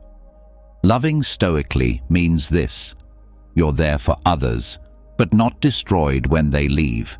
You're kind, but not controlled by their approval. You forgive, but don't become blind. You help, but you don't demand anything back. You understand that love is a gift, not a trade. That love is strongest when it's rooted in character, not emotion. And that real love always leaves space. Space for freedom, space for imperfection, space for change. Ask yourself, do I love them or just need them to make me feel whole? Am I giving them freedom or trying to control them with love? Would I still love this way if I expected nothing in return? Because the goal is not to stop loving. The goal is to love better, with clarity, with strength, with peace. Love others stoically. Hold them close, but never tightly. Care deeply, but never desperately. Let your love be calm, not chaotic. That is how the Stoic loves, with open hands, open heart, and an anchored soul. Number 31. Die before you die. One day, your time will run out. Your heart will beat for the last time. The world will go on, and you won't be in it. That truth scares most people, so they ignore it, they avoid it, they pretend they have more time. But the Stoic faces it, clearly, calmly, daily. To die before you die means to remember your death now, while you're still alive. Not in a dark or depressing way, but in a way that makes you sharper, wiser, more present. Seneca said, "He who learns to die unlearns to be a slave." Why? Because once you truly accept that everything ends, your fear ends, your attachments weaken, your pride fades. What once controlled you no longer does. You stop wasting time. You stop waiting for the right moment. You start living on purpose. Ask yourself, if I had a year left, what would I change? If I had a week left, what would I say and to whom? If today was my last, what would truly matter? Let those questions shape how you live. When you die before you die, your priorities shift. You speak more honestly. You let go of petty things. You stop chasing things that don't fulfill you. You forgive faster. You become harder to offend. Death stops being something to fear and starts being your greatest teacher. The Stoics practiced this constantly. Marcus Aurelius reminded himself that he was a soul carrying a corpse, that every day was borrowed, that each morning was a gift. So when challenges came, he didn't complain. He remembered, I'm still here. I still have time. I still have work to do. So die before you die. Strip away what doesn't matter. Detach from ego. Let death remind you how to live, not someday, but now. Because when you live with death on your shoulder, you stop living small. You stop hesitating. You start showing up fully. And when your final day truly comes, you'll meet it ready, with peace, not regret, with strength, not fear, because you've already died once. And from that, you learned how to live. Number 32. Treat every conversation as your last with them. You never know when it will be the final time, the final word, the final look, the final goodbye. And most people don't realize it until it's too late, until the silence is permanent, until the door never opens again. That's why the Stoic trains their mind daily to speak as if this could be the last time. This isn't about fear, it's about presence. It's about waking up to the truth that nothing is promised, especially not time with people you care about. So you stop taking small moments for granted. You stop rushing through conversations. You stop treating people like they'll always be there, because they won't. Epictetus reminded his students, you are a mortal talking to mortals, meaning no one's time is guaranteed, not theirs, not yours. Every person you speak to is here now, but could be gone tomorrow. And if that thought humbles you, good, let it. Next time you speak to someone, slow down. Look them in the eye. Listen, not to reply, but to understand. Speak, not just to fill space, but to say something that matters. Leave them better, even if only with a kind word or a moment of respect. Ask yourself, if this were our last conversation, would I be proud of how I showed up? Did I give them attention or just words? Did I speak from ego or from care? This mindset doesn't make you sad, it makes you intentional. It makes you choose your words wisely. It makes you love without hesitation and forgive faster. It makes you live with fewer regrets. The Stoic doesn't fear the end, they prepare for it. And in doing so, they live more fully in the present. They leave nothing unsaid, nothing assumed, nothing wasted. So practice it, even in small talks, even in difficult moments. Speak with honesty, act with warmth. Let people feel that they mattered in your presence. Treat every conversation as your last with them, because one day it will be. And when that day comes, you'll be grateful you spoke with your heart, not your ego. Number 33. Measure days by integrity, not productivity. In today's world, you're told to measure your day by output. How much you got done, how fast you moved, how many tasks you checked off. Busy equals successful. Activity equals worth. But the Stoic sees things differently. Your value doesn't come from how much you do, it comes from how you do it. Not speed, but purpose. Not volume, but virtue. That's why the Stoic doesn't ask, Was I productive today? They ask, was I honest?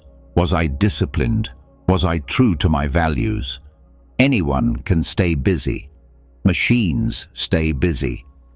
But not everyone can stay in integrity to their word, to their principles, to their higher self.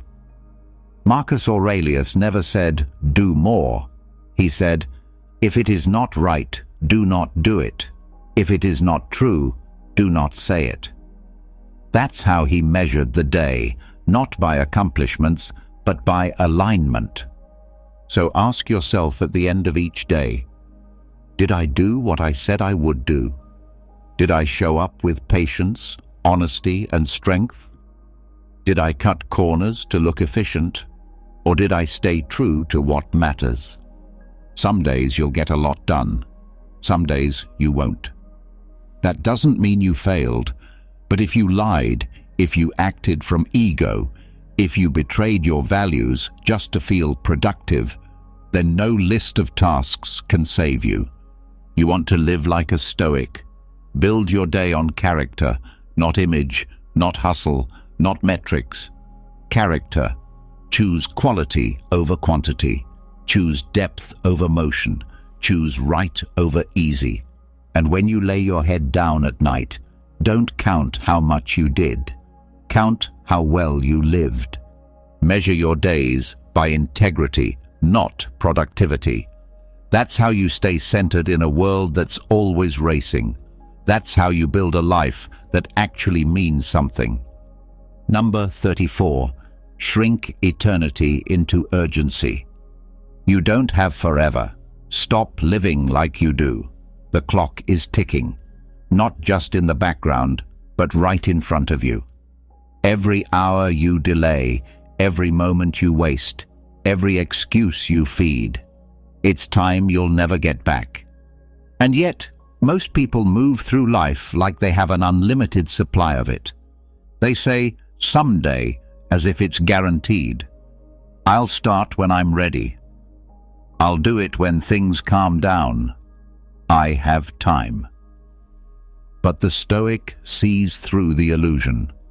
Marcus Aurelius wrote, "You could leave life right now. Let that determine what you do, say, and think." That's not morbid, that's powerful. It means live like it matters. Now, shrink eternity into urgency. Don't wait to feel ready. Don't wait for permission. Don't wait for the perfect moment. It doesn't exist. What exists is now, and it's all you truly own. You keep thinking you have time, but time isn't lost in years. It's lost in minutes, in distractions, in overthinking, in postponing the work, the change, the hard conversation. You don't need more time. You need more intention. So act, speak, build, begin. Start writing the book. Make the call. Fix the habit. Apologize. Let go. Begin again. Not tomorrow, now. Ask yourself, if this day was my last, how would I spend it? What would I regret not doing if this week slipped away? Am I living with urgency or just running in circles? Urgency isn't about panic. It's about presence. It's about treating your time like it matters, because it does. It's about recognizing that every day is a piece of your life being spent, and once it's gone, it doesn't come back.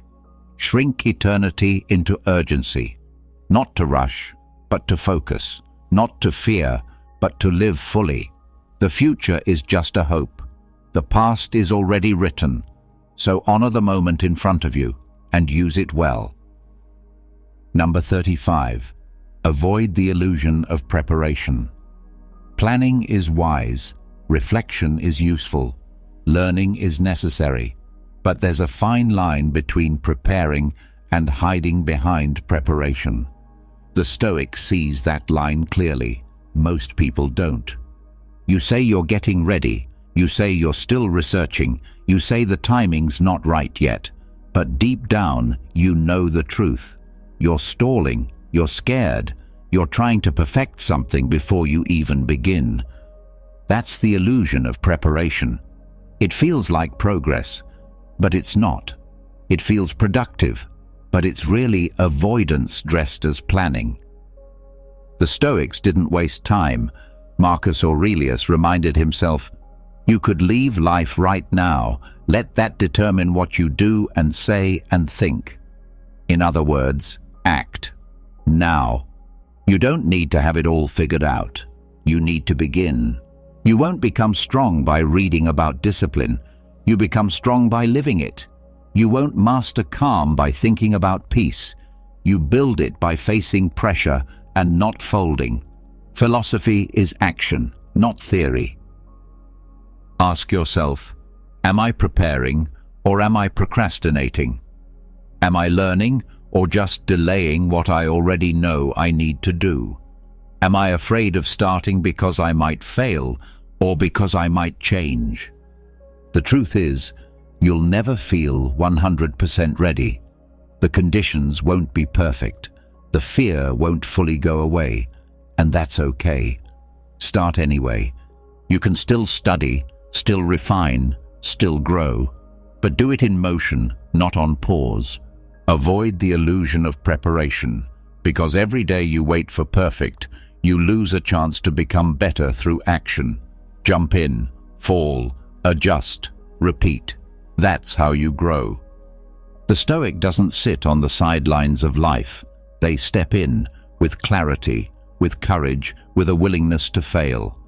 You don't need more time. You need more truth. And the truth is, you're ready enough. Now go. Number 36. Exit gracefully. Not every chapter is meant to last. Not every place is meant to be stayed in. Not every person is meant to walk with you forever. But when it's time to leave, leave with grace, not drama. Leave with calm, not chaos. Exit gracefully. The ego wants to slam the door, to announce the exit, to burn the bridge and say, they'll regret this.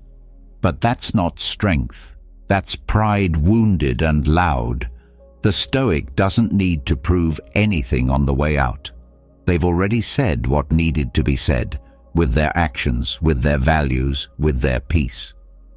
Seneca wrote, "As is a tale, so is life. Not how long it is, but how good it is what matters." That applies to your roles, your jobs, your relationships, your seasons of life. What matters is not how long you stayed, but how you carried yourself when you walked away. A clean exit is a sign of a clean mind. It means you don't leave behind bitterness, resentment, or regret. You leave behind clarity, maturity, self-respect. So when something ends, don't cling, don't curse, don't drag it out longer than it needs to last. If it's time to move on, then move. Quietly, confidently, respectfully. Ask yourself, am I leaving to grow or to get revenge? Will I remember this exit with pride or with shame? Is my ego speaking or my wisdom? Whether it's walking out of a room, a role, or a relationship, make your exit clean. Don't throw mud. Don't throw blame. Pack your peace and move forward. Because how you leave matters just as much as how you stayed. It says everything about your character, about what you value, about what you've learned. Exit gracefully. No noise, no fire, no need to be remembered. Just strength, just stillness, just you, walking away with your dignity intact. Number 37. Let boredom humble you. Boredom isn't the enemy, it's a mirror. It shows you the truth about your mind when there are no distractions, no noise, no stimulation to hide behind. And that truth can be uncomfortable. But the Stoic doesn't run from boredom. They use it. In modern life, we panic when things slow down. We reach for our phones, scroll endlessly, check for messages, refresh feeds. We fill every quiet moment with noise because stillness feels unbearable. Why? Because boredom forces you to face yourself. But here's what the Stoics understood. Boredom is an opportunity to practice mastery. Seneca wrote, "We suffer more in imagination than in reality." Boredom is a perfect example. It's not pain, it's the story you tell yourself about silence. You say, "This is meaningless, this is dull, this is uncomfortable." But in truth, boredom is asking you a simple question. Can you stay present without needing to be entertained? If you can't sit still without reaching for something, you're not free. If your mind needs constant stimulation, it's not strong, it's dependent. Let boredom humble you.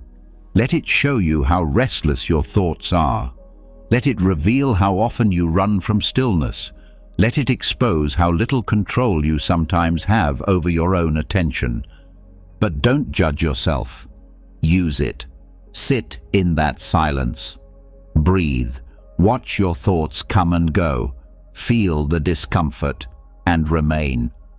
That's where the work is. That's where clarity grows.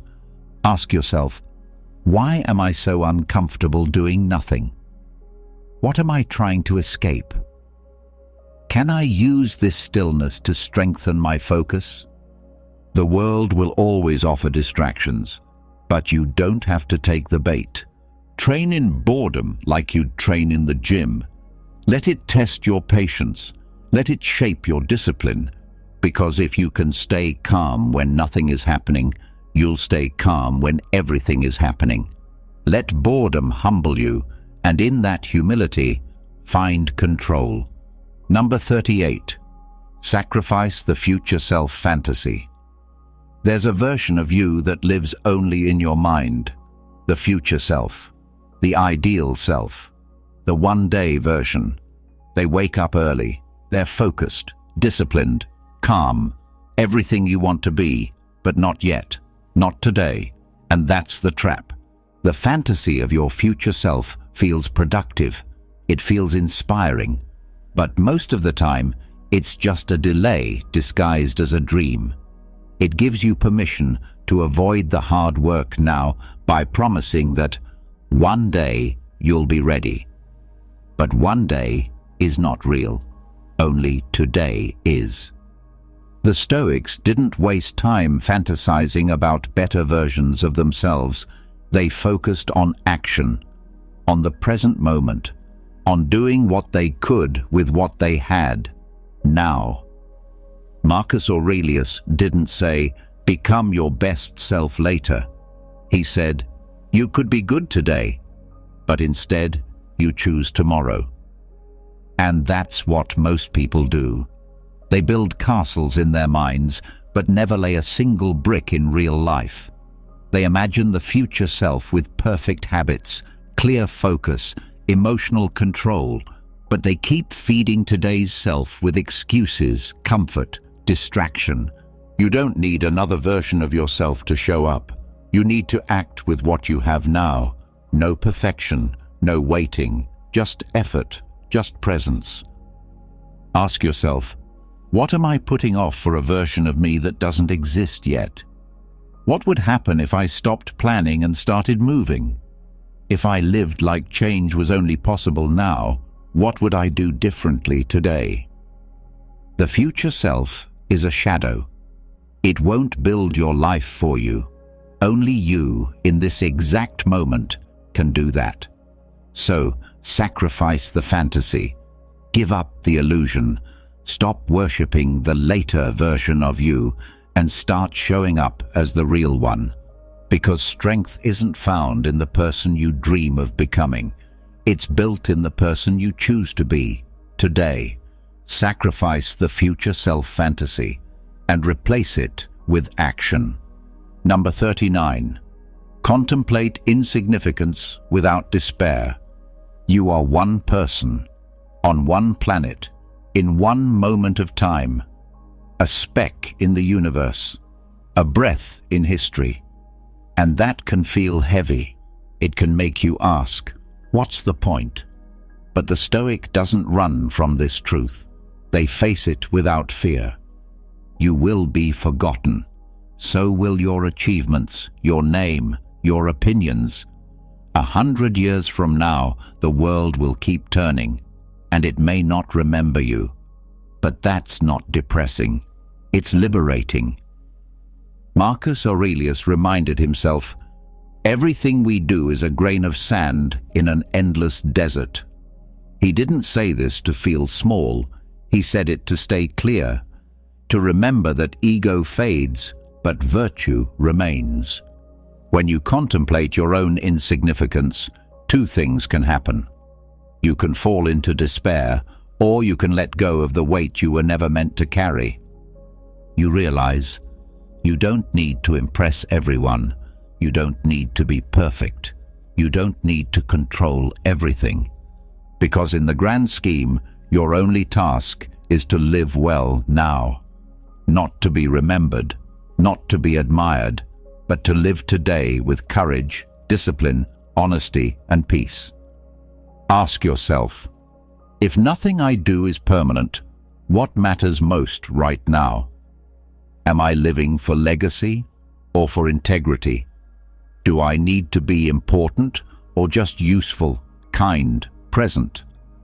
Contemplating insignificance brings humility, and humility clears away the noise. It pulls your attention out of the distant future and into the present moment, where life is actually happening. You stop chasing fame. You stop fearing failure. You stop clinging to things you can't keep. And in that stillness, something strange happens.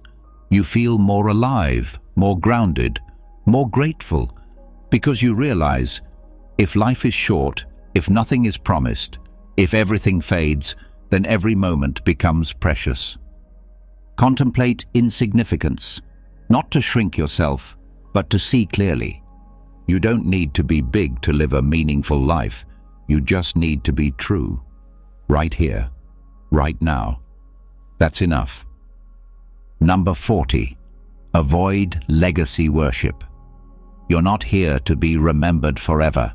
You're here to live well now, to act with integrity, to speak with truth, to build what matters, not for applause, not for monuments, not for fame, but because it's right. Legacy is not the goal. Character is. The world tells you to leave your mark, to build a name that lasts. But the Stoic sees the trap. The more you chase legacy, the more you live for the opinions of people who may never understand you and may not even exist yet. Marcus Aurelius, one of the most powerful men in history, reminded himself, soon you will have forgotten all things, and soon all things will have forgotten you. Not to depress himself, but to stay grounded. To remember that no matter how big your name becomes, time will erase it. Statues crumble, books rot, memories fade. So why obsess over being remembered?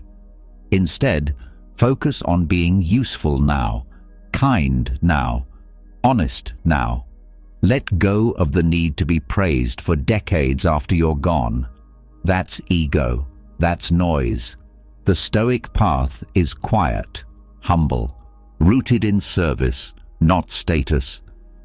Ask yourself, am I doing this because it's right, or because I want to be remembered for it?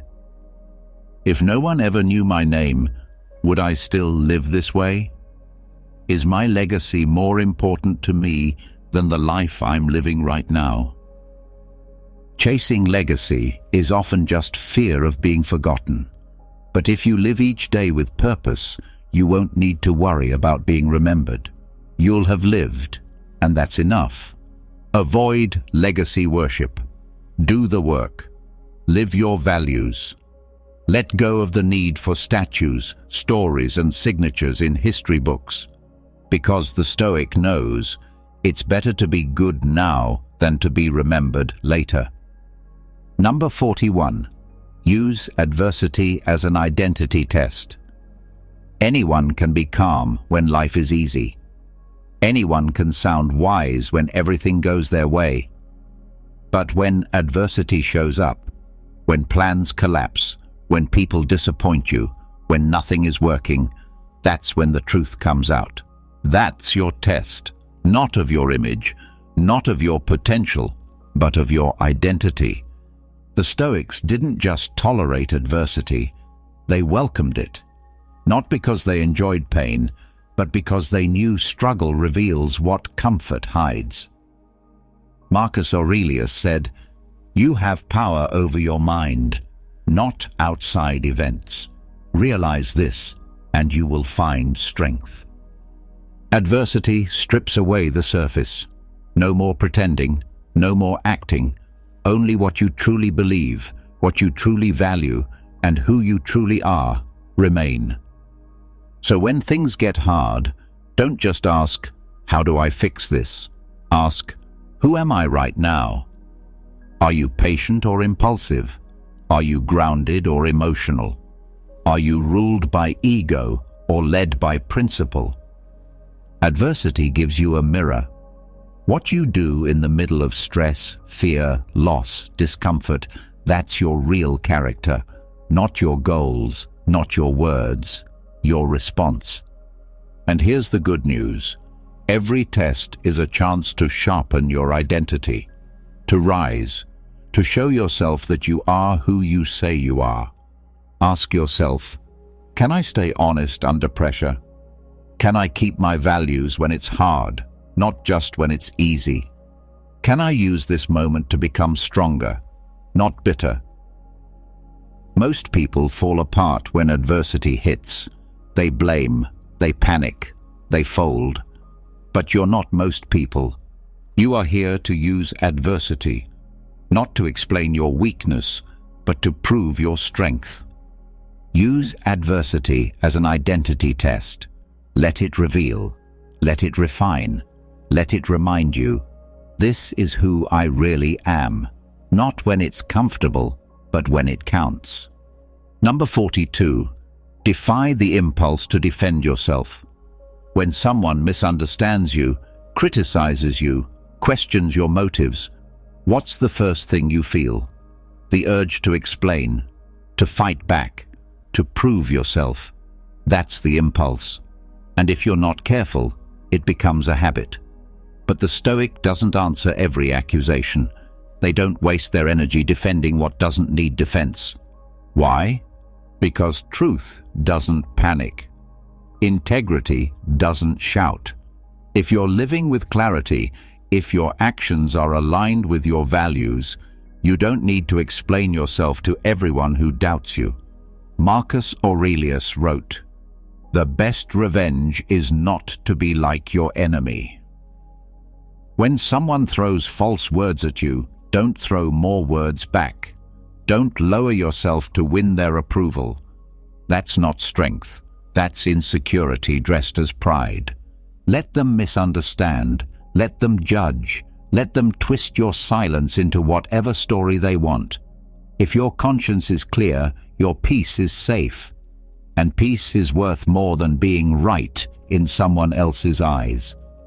Most people waste their lives trying to control how others see them, trying to fix every rumor, correct every lie, respond to every critic.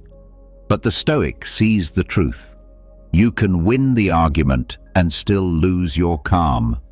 You can defend yourself and still be misunderstood. Ask yourself, do I need their approval, or do I need my peace? Will defending myself change the truth, or just feed my ego? Am I answering wisdom, or just reacting to noise? Choose silence when words would only create more chaos.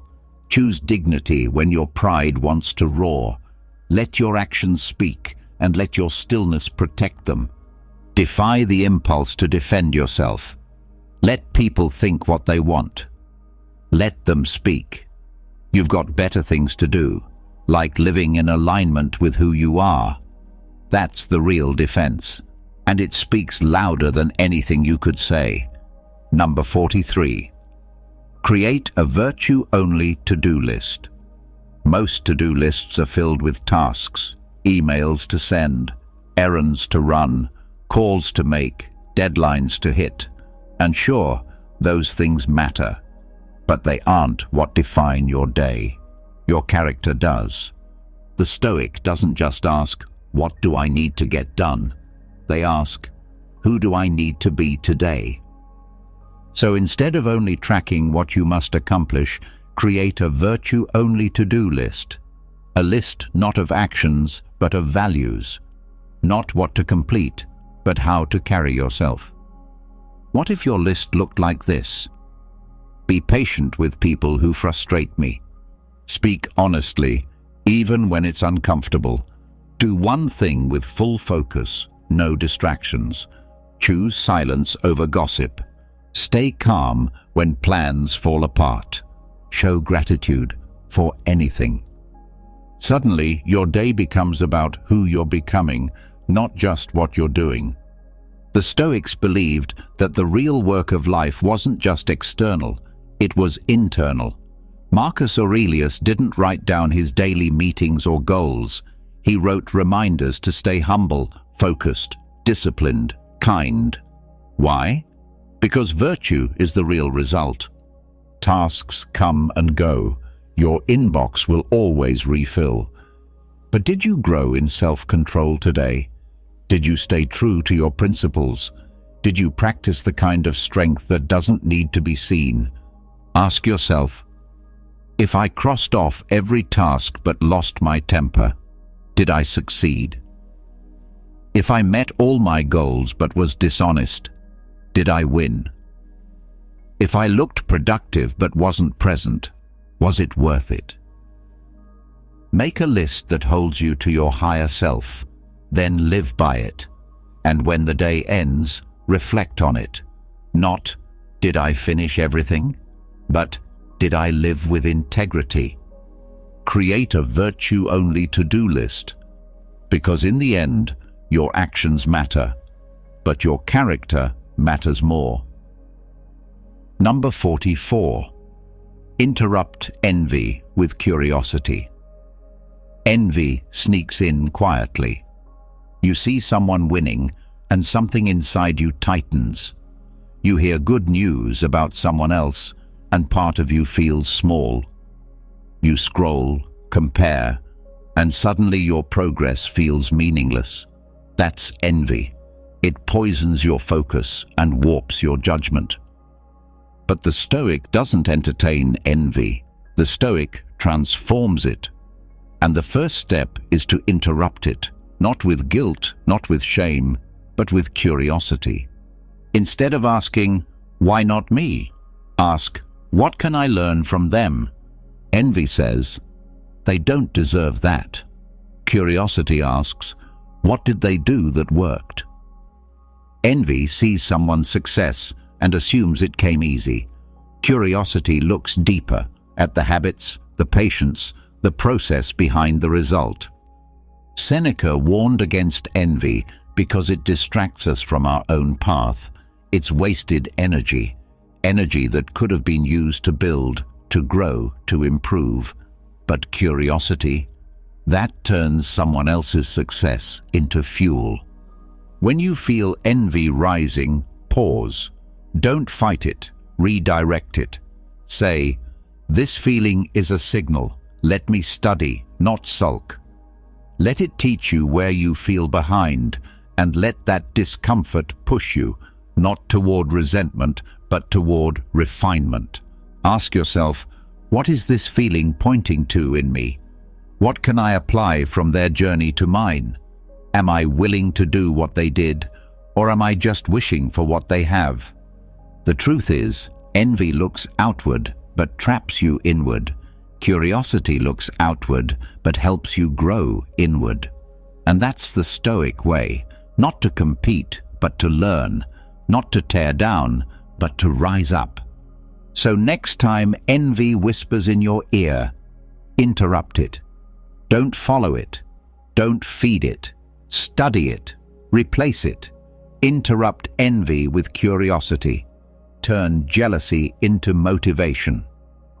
And let someone else's success be a reminder, not of what you lack, but of what you're still capable of becoming. Number 45. Stay small in your wins. Victory is a test. Success, praise, progress, all of it feels good. And that's exactly why it's dangerous. Because if you're not careful, a little success can grow into a lot of ego, and ego blinds you faster than failure ever could. The Stoics knew this.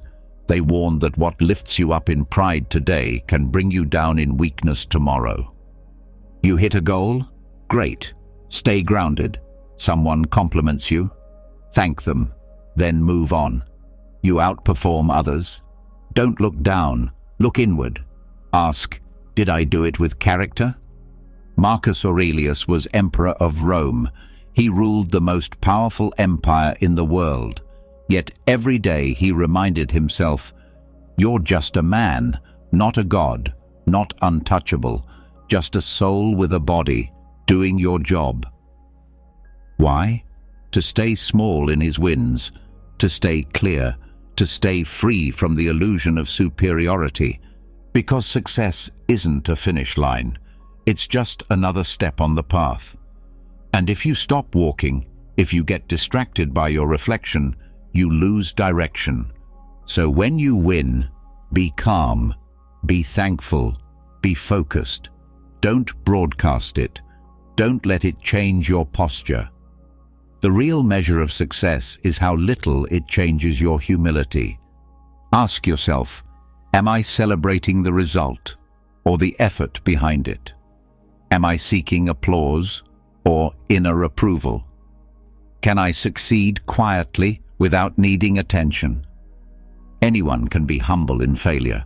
The Stoic is humble in victory. Stay small in your wins. Let your work speak louder than your words. Let your growth be private. Let your pride stay silent. Because the strongest person in the room is the one who doesn't need to be seen. Number 46. Speak only what withstands scrutiny. Words are easy. Anyone can talk. Anyone can make promises, give opinions, or repeat what they've heard. But the Stoic holds their tongue to a higher standard. If it can't hold up under pressure, don't say it. We live in a world flooded with noise. Opinions shouted without thought, claims made without evidence, emotions disguised as facts. But your words should be different. They should be solid, honest, thought through, able to withstand scrutiny. Before you speak, ask yourself, is this true? Is this necessary? Could I defend this calmly, if challenged? Because if your words collapse under questioning, they were never strong to begin with. Epictetus taught his students to value silence until they had something worth saying, something that could survive doubt, pushback, or disagreement without needing to be rescued by ego or volume. You don't have to speak all the time, and you don't have to speak fast. What you say should be something you'd be proud to repeat in a room full of wise, honest people. So don't gossip, it crumbles under facts. Don't exaggerate, it falls apart under detail. Don't bluff, it dissolves under pressure. Speak only what you've lived, what you've tested, what you're willing to stand by without fear. This is not about being perfect.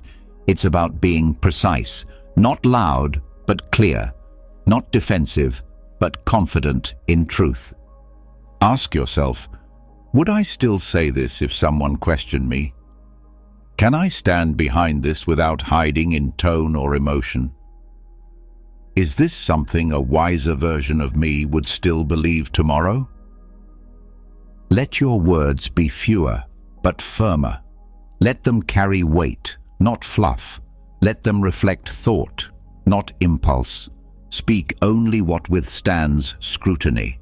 because once your words leave your mouth, they speak for your character, long after the noise has faded. Number 47. Quit things before they own you.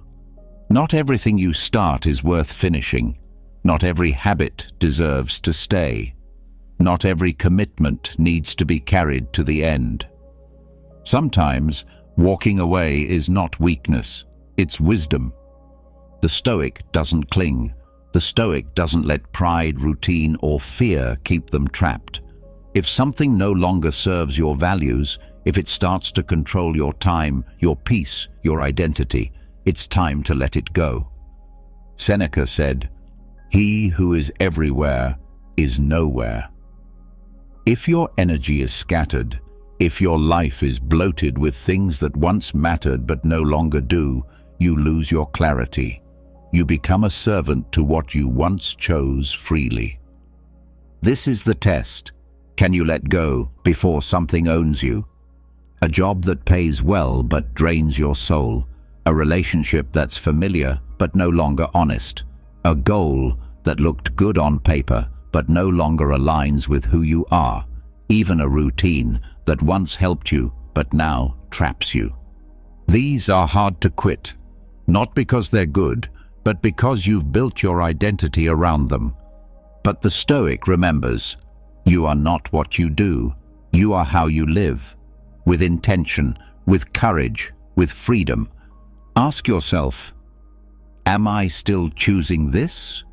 Or am I just stuck in it? Does this help me grow, or does it keep me comfortable? If I had to walk away from this today, who would I be without it?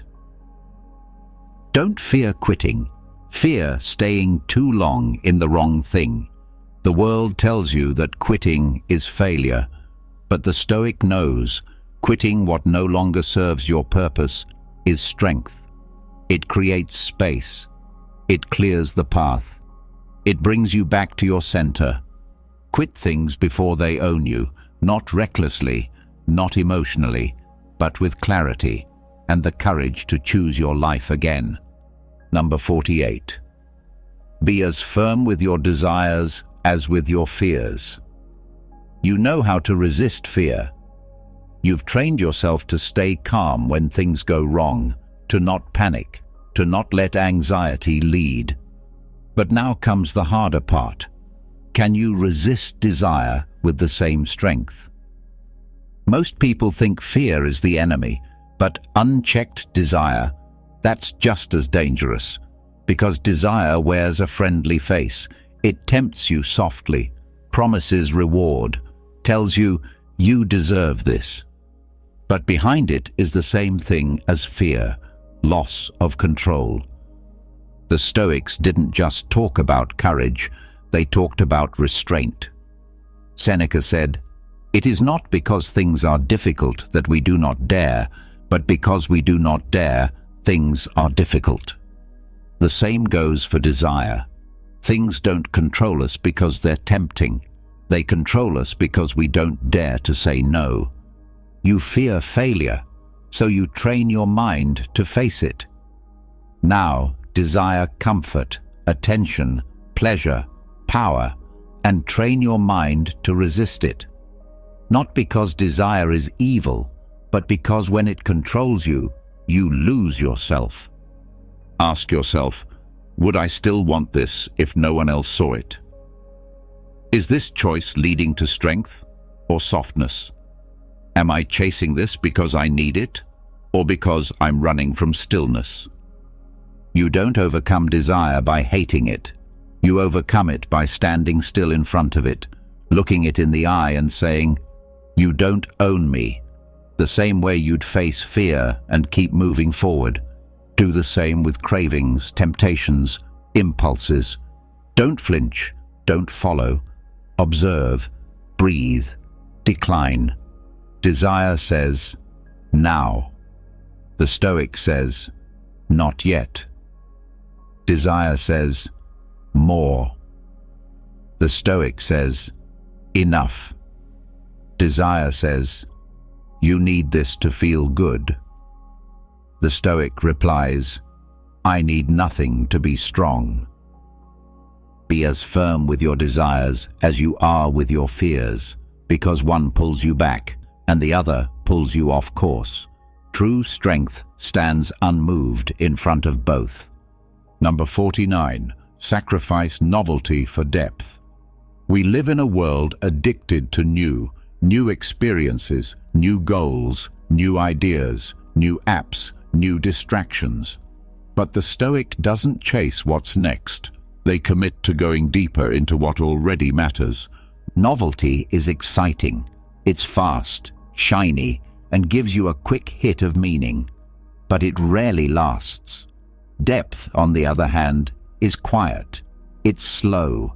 It doesn't give instant rewards, but it builds something real, something unshakable. Seneca warned, "You must linger among a limited number of master thinkers and digest their works, if you would derive ideas which shall win firm hold in your mind." In other words, pick fewer things and go all in. Don't just read more books. Reread the ones that change you. Don't chase new habits. Master the ones that strengthen you. Don't jump to new goals. Perfect the work already in front of you.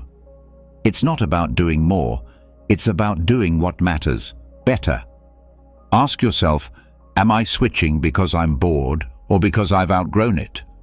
Am I quitting depth to feel busy again? Do I want to be stimulated or transformed? The world will tempt you to skim the surface, but meaning is found beneath it. Growth lives in repetition. Wisdom takes time to reveal itself. The Stoic is not impressed by how many things you try, but by how deeply you understand the few that count. So sacrifice the thrill of what's new for the quiet power of what's lasting. Stay in the book. Stay in the practice.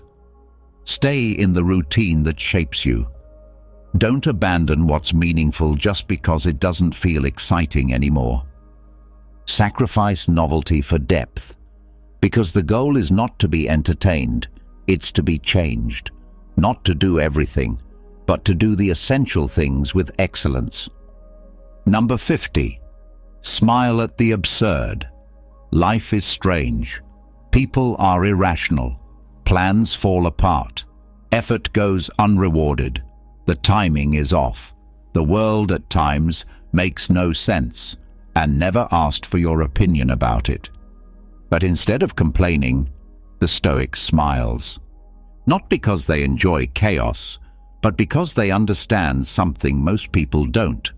What you can't control, you must learn to accept, with calm, with clarity, and sometimes with a little humor. Epictetus said, "It's not things that upset us, but our judgments about things." That means the absurd only disturbs you when you expect it to be logical. But life doesn't owe you logic. It gives you reality. And your job is to respond, not with outrage, not with self-pity, but with poise. You spill coffee right after cleaning the floor. Someone criticizes you for doing the right thing.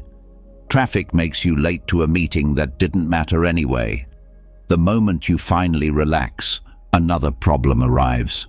That's life. Unfair, unpredictable, imperfect, but also kind of funny. When you step back, when you stop demanding that everything makes sense, you unlock a quiet power, the ability to smile at the absurd. Not a bitter smile, not sarcasm, but the kind of smile that says, "Of course, this is the game, and I'm still here." Ask yourself, why am I expecting perfection from a world built on imperfection? Is this worth my anger, or just worth a laugh and a breath? Can I flow with this moment instead of fighting it? The absurd isn't here to break you. It's here to train you, to stretch your patience, to sharpen your sense of humor, to remind you not to take yourself too seriously. Because when you stop needing everything to make sense, you start seeing clearly. And when you can smile in the middle of absurdity, you've already won. Smile at the absurd. It's not weakness, it's wisdom, wearing a grin. You've just walked through 50 lessons, not just tips, not just words, but weapons. Tools forged in fire by the greatest minds in history. Marcus, Seneca, Epictetus. They didn't teach strength as muscle. They taught it as mastery, of mind, of action, of self. What have you learned? To rise early with purpose, to silence your ego, to walk away when pride tells you to stay. To let go of comfort, applause, outrage, fear, and still stand tall. You've learned that strength isn't loud. It's still.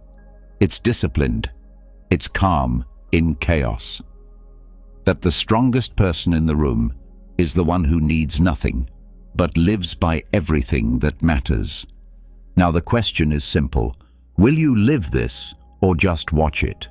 Leave a comment below and write, "I choose strength." Say it out loud. Claim it.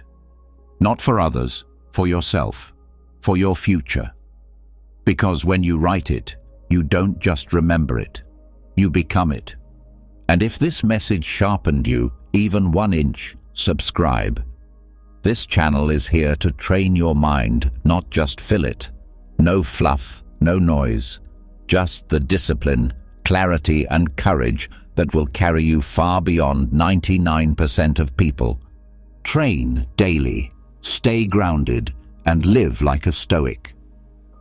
Marcus Aurelius once emphasized that true power resides not in the external events around us, but within our minds. This understanding gives us the strength to navigate a world where emotions can often feel like tumultuous waves. But how can we find our anchor amidst this storm? In this video, we will delve into 7 Stoic lessons that offer us the key to mastering our emotions and navigating through life's challenges with wisdom and unwavering calmness.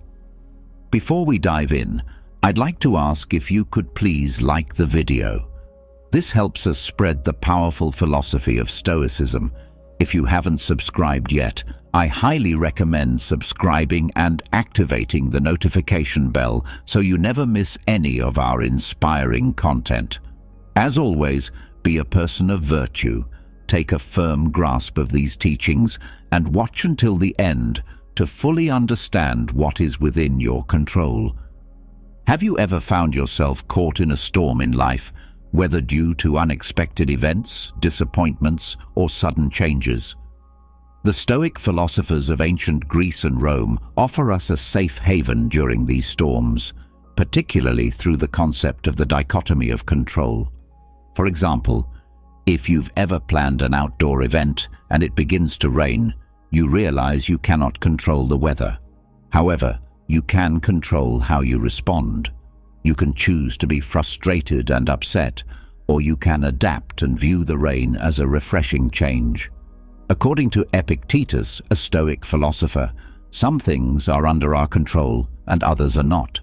This simple truth allows us to transform our lives by recognizing that while we can influence certain aspects of life, many things are beyond our control.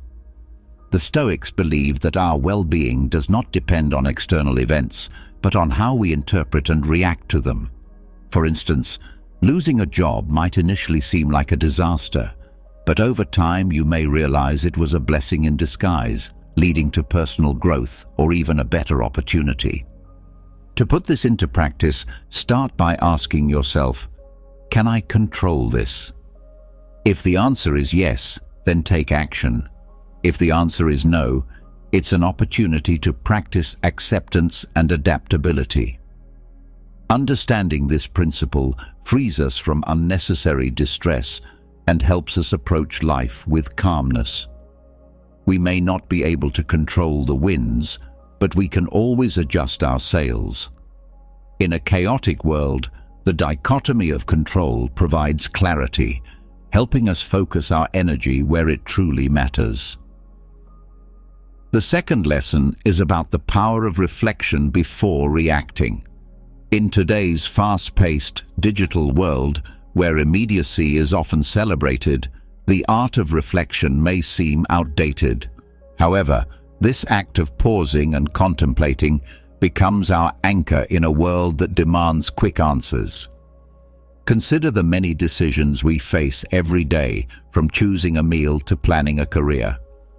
When you receive a message that stirs your emotions, perhaps a colleague questioning your work or a casual comment from a friend, your instinctive reaction might be defensive or angry.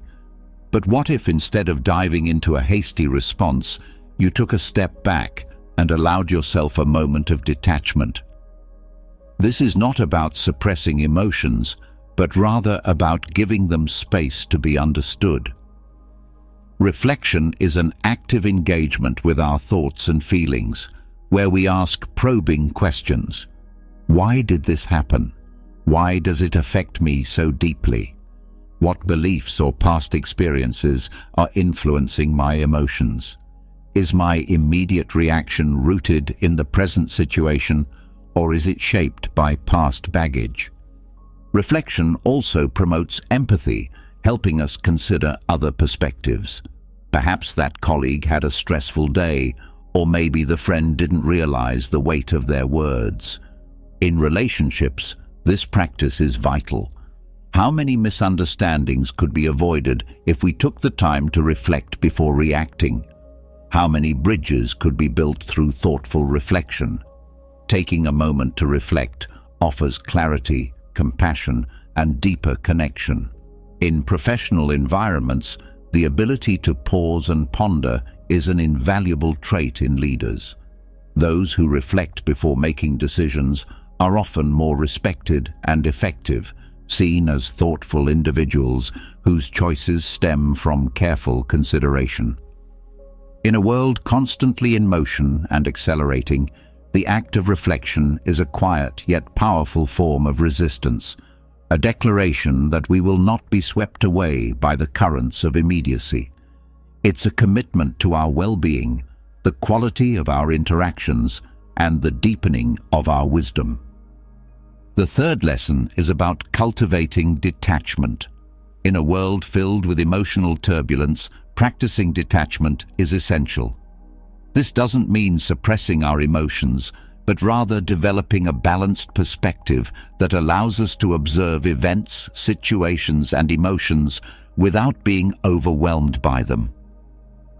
Detachment offers a sense of peace in a world overloaded with information, helping us navigate relationships and conflicts with greater clarity.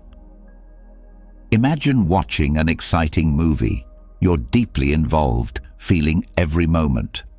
But now, imagine you step back and watch the movie as an observer, understanding the plot and characters without being consumed by the emotions of the story. Practicing detachment is similar. It allows us to remain calm and composed, seeing situations for what they are without being carried away by the emotional currents they stir. When you're watching an exciting movie, you might feel a surge of emotions, excitement, sadness, and tension. Yet, even though you're deeply involved in the story, you always remember that it's just a film.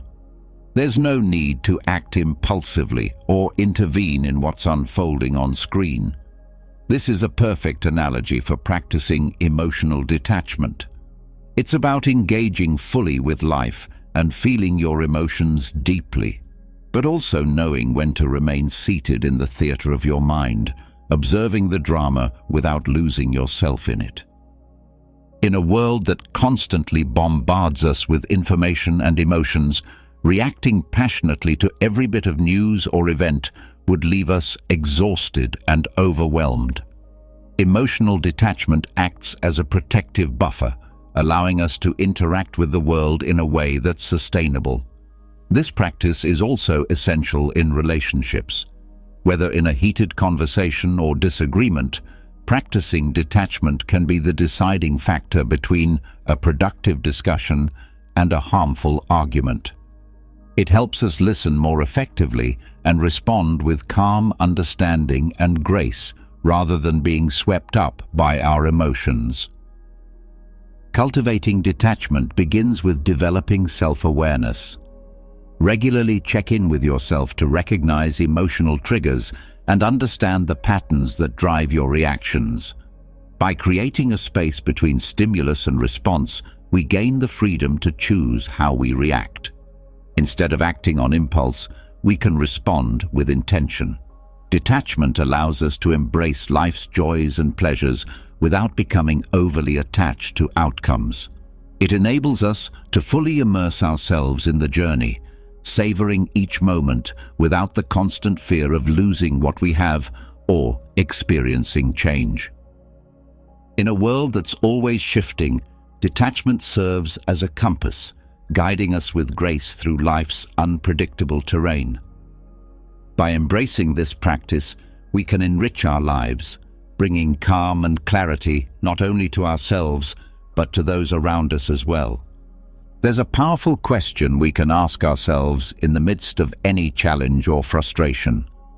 Will this matter in 5 years? Life often throws moments at us that test our patience, resilience, and perspective, whether it's a minor inconvenience, like a delayed train, or something more significant, like a missed opportunity or a heated argument. In the heat of the moment, it's easy to get overwhelmed by our emotions. However, by asking whether the issue will still matter in 5 years, we can shift our perspective. This question acts as a mental time machine, allowing us to look back from the future and see the present situation in a different light. Most of the concerns we have today will, in the long run, become insignificant. If we look back at the worries we had 5 years ago, we might find that many of them no longer matter, obscured by new experiences, learnings, and memories. This realization is both humbling and liberating, as it helps us prioritize what truly matters. By distinguishing between short-term setbacks and long-term consequences, we can focus on the things that will have lasting impact. This approach reduces anxiety and encourages us to develop strategies for overcoming challenges, knowing that many solutions become clearer with time and perspective. This mindset also helps us stay focused on what's important: our relationships, personal growth, and meaningful experiences. The ability to consider the long-term implications of our actions and decisions encourages us to invest in what truly stands the test of time. Another valuable practice is keeping a Stoic diary. Journaling has been cherished in many cultures throughout history, not just as a record of events, but as a powerful tool for personal growth, introspection, and clarity. Stoics, with their emphasis on self-awareness and improvement, recognized the benefits of journaling and used it to reflect on their thoughts, emotions, and actions. A Stoic diary isn't simply a log of daily events. It's a space for self-dialogue, a place to dissect our emotions, decisions, and reactions. Imagine ending your day by not just recording what happened, but also reflecting on how you responded to certain situations, what upset you, what brought you joy, and why. Through this practice, you begin to understand the underlying motivations and values that shape your behavior. It's an opportunity to examine the triggers that influence your emotions and to recognize how your actions align with your personal values. Marcus Aurelius, the Roman emperor and Stoic philosopher, kept a journal now known as Meditations. For him, it wasn't meant for publication. It was a private dialogue with himself, a space to reflect on his life and guide his actions. His writings reveal a man grappling with the responsibilities of leadership, his emotions, and his place in the cosmos. You don't need to be an emperor to benefit from such a practice. In our modern lives, filled with distractions and an endless stream of information, taking time for introspection is even more essential. A daily check-in with yourself can provide the clarity and focus needed to navigate the complexities of life. By dedicating time to self-reflection, we can enhance our understanding of ourselves and the world around us, making intentional decisions and fostering personal growth. A daily check-in becomes a grounding ritual, providing clarity amidst the chaos of life. Over time, this practice can lead to profound insights. You may begin to notice that certain situations consistently cause stress, prompting you to either confront them directly or change your perspective on them. You might discover that practices such as gratitude or mindfulness elevate your mood and overall outlook. The patterns that emerge from these reflections serve as a roadmap for personal growth and development. Beyond offering insights, keeping a Stoic journal fosters a sense of responsibility. By committing to daily reflection, we hold ourselves accountable for our reactions and decisions. It becomes more difficult to overlook repeated mistakes or rash judgments. Instead, this process encourages us to learn, adapt, and grow from our experiences. The next lesson encourages us to view obstacles not as burdens, but as opportunities. Challenges are an inherent part of the human experience, ranging from personal setbacks to global issues. The Stoics held a powerful perspective on adversity, believing that while we cannot always control the events that affect us, we can control how we interpret and respond to them. This shift in perspective transforms challenges from mere setbacks into valuable lessons.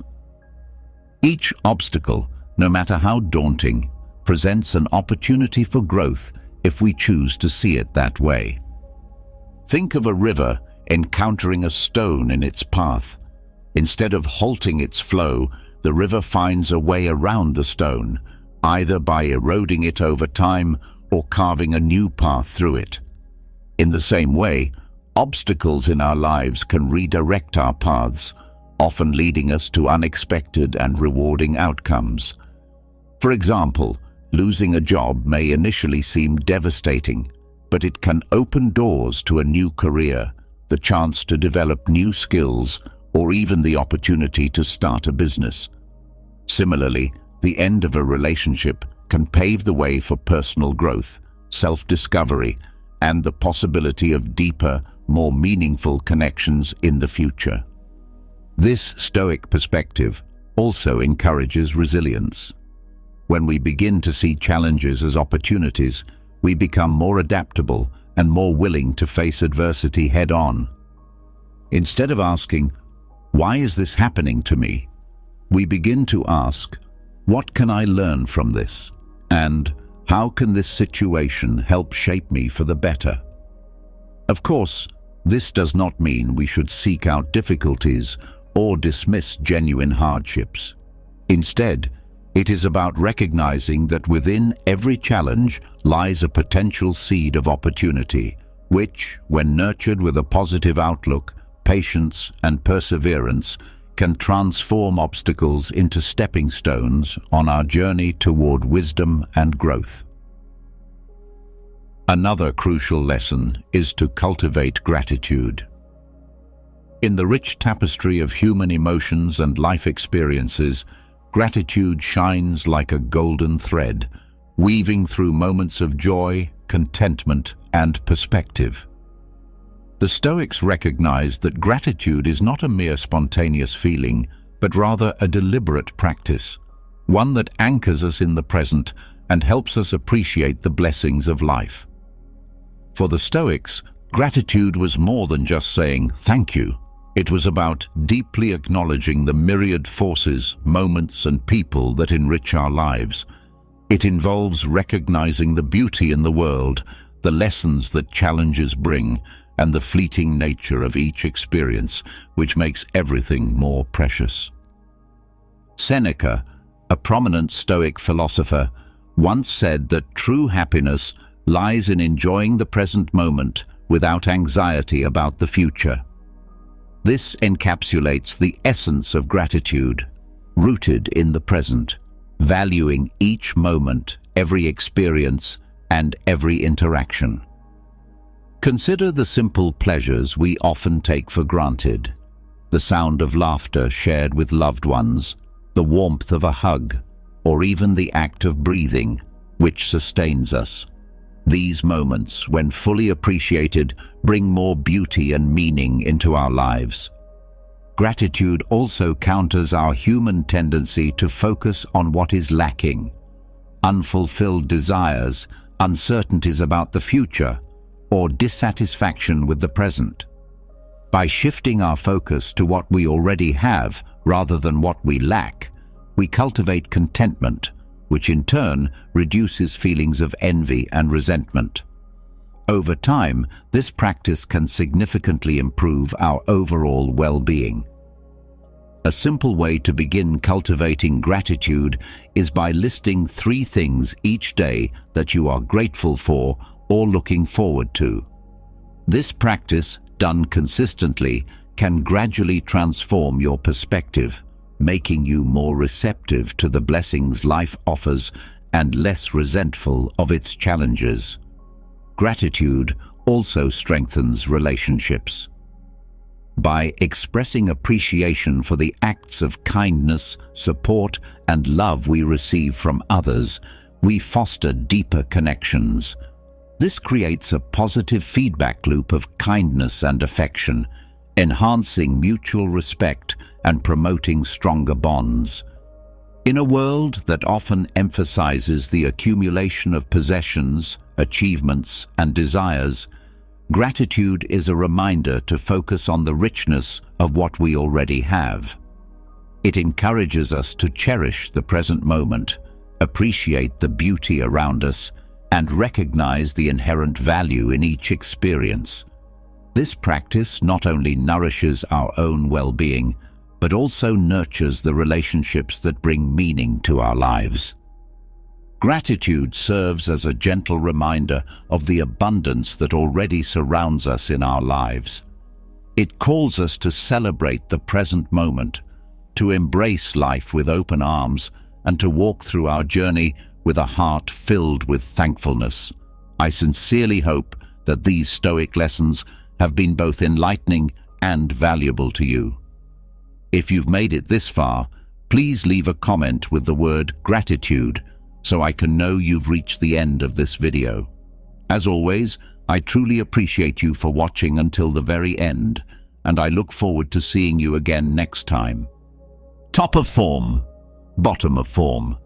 Imagine learning to master the art of controlling your mind, a pursuit that traces its roots back to Stoic philosophy, a school of thought that flourished in ancient Greece and Rome.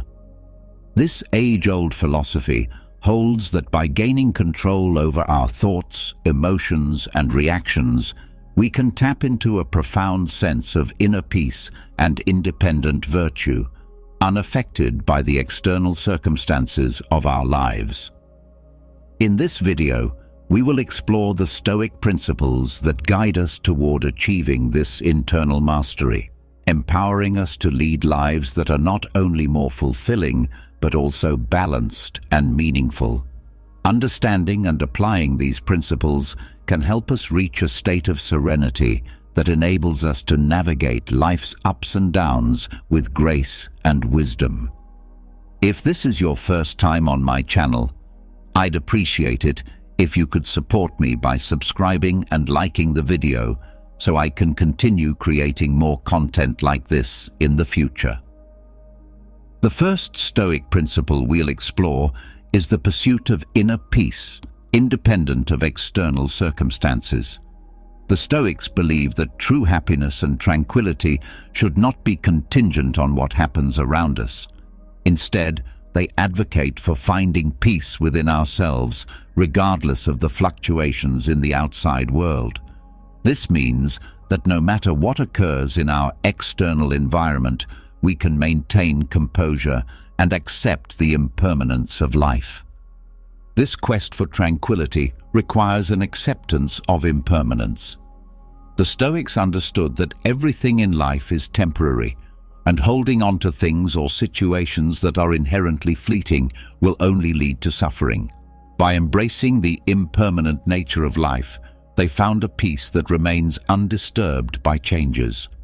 One of the key elements in the search for tranquility is the ability to face adversity with equanimity. The Stoics saw difficulties as opportunities for growth, development, and strengthening the mind's capacity for detachment. They believed that rather than being defeated by challenges, we should embrace them as means to cultivate resilience. Achieving inner tranquility is also linked to detachment from disturbing emotions such as anger, fear, and despair. The Stoics teach us to acknowledge these emotions, but not let them control our actions or decisions. By living in accordance with virtue, we create a clear conscience that shields us from feelings of guilt, regret, or remorse. For the Stoics, the true source of tranquility lies in acting with wisdom, courage, justice, and temperance. These virtues help ensure that we are not overwhelmed by negative emotions or the demands of the external world. The Stoics also emphasize the idea of contentment with sufficiency. They argue that the relentless pursuit of wealth, power, or pleasure often leads to dissatisfaction. Instead, they promote the importance of finding contentment in what is enough, steering clear of excessive desires and material attachments. Serenity, in this context, is not a distant ideal, but one that can be gradually cultivated through self-control, self-discipline, and the continuous practice of Stoic principles that foster inner freedom. The search for tranquility is, at its core, a search for inner freedom. When we are no longer slaves to our emotions, desires, or external circumstances, we experience a freedom that allows us to live in alignment with our values and principles. In summary, the pursuit of inner tranquility is a central pillar of Stoic philosophy. It involves independence from external circumstances, acceptance of life's impermanence, detachment from disturbing emotions, and an ongoing quest for virtue. This journey leads to a life that is serene, ethical, and meaningful, where inner peace is not found in external things, but within ourselves. Let's now delve into the second Stoic principle, which revolves around the acceptance of what we cannot control. This principle is foundational for mastering the mind and living a more calm and wise life. The Stoics emphasize the importance of recognizing that many events and circumstances in life are beyond our direct control. This includes the actions of others, natural events, the past, and even the future. The key to Stoic serenity is fully embracing this reality and directing our efforts toward what we can control, primarily our own thoughts, emotions, and actions. Understanding the Stoic scope of control encourages us to draw a clear distinction between what lies within our control and what lies beyond it. This distinction helps prevent unnecessary frustration by reminding us that certain things, like the behavior of others or past events, cannot be changed. By detaching from unrealistic expectations, we can avoid suffering. The Stoics advise us to let go of excessive expectations and accept reality as it is. This doesn't mean we should become indifferent, but instead adjust our expectations to align with what is possible and reasonable. Embracing adversity is another vital aspect of Stoic wisdom. The Stoics teach that adversity is an inevitable part of life, and rather than resisting it, we should accept it with resilience and courage. By seeing challenges as opportunities to grow, we develop the fortitude to face difficulties with serenity. The Stoics remind us that while we cannot control external events, we can always choose how we respond to them. The ability to select virtuous responses, such as patience, compassion, and wisdom, is one of the greatest gifts life offers. Furthermore, the Stoics advise us to detach from both the past and the future. Worrying about what has already happened or what is yet to come only prevents us from fully engaging with the present. The Stoics remind us that the past cannot be changed and the future is uncertain, so it's wise to focus our attention on the here and now, where we have the power to make choices. This acceptance of what we cannot control, combined with the constant pursuit of virtue and self-transformation, leads to inner peace and wisdom. Finally, Stoicism allows us to confront the uncertainties and challenges of life with greater balance and resilience, helping us live in alignment with the Stoic principles of a virtuous and significant life. The third Stoic principle focuses on the practice of virtue as the highest good. The Stoics identified 4 cardinal virtues that serve as foundational principles for living virtuously. These virtues are wisdom, Sophia, courage, Andrea, justice, dikaiosine, and temperance, sophrosine, each of which plays an essential role in the search for a virtuous life.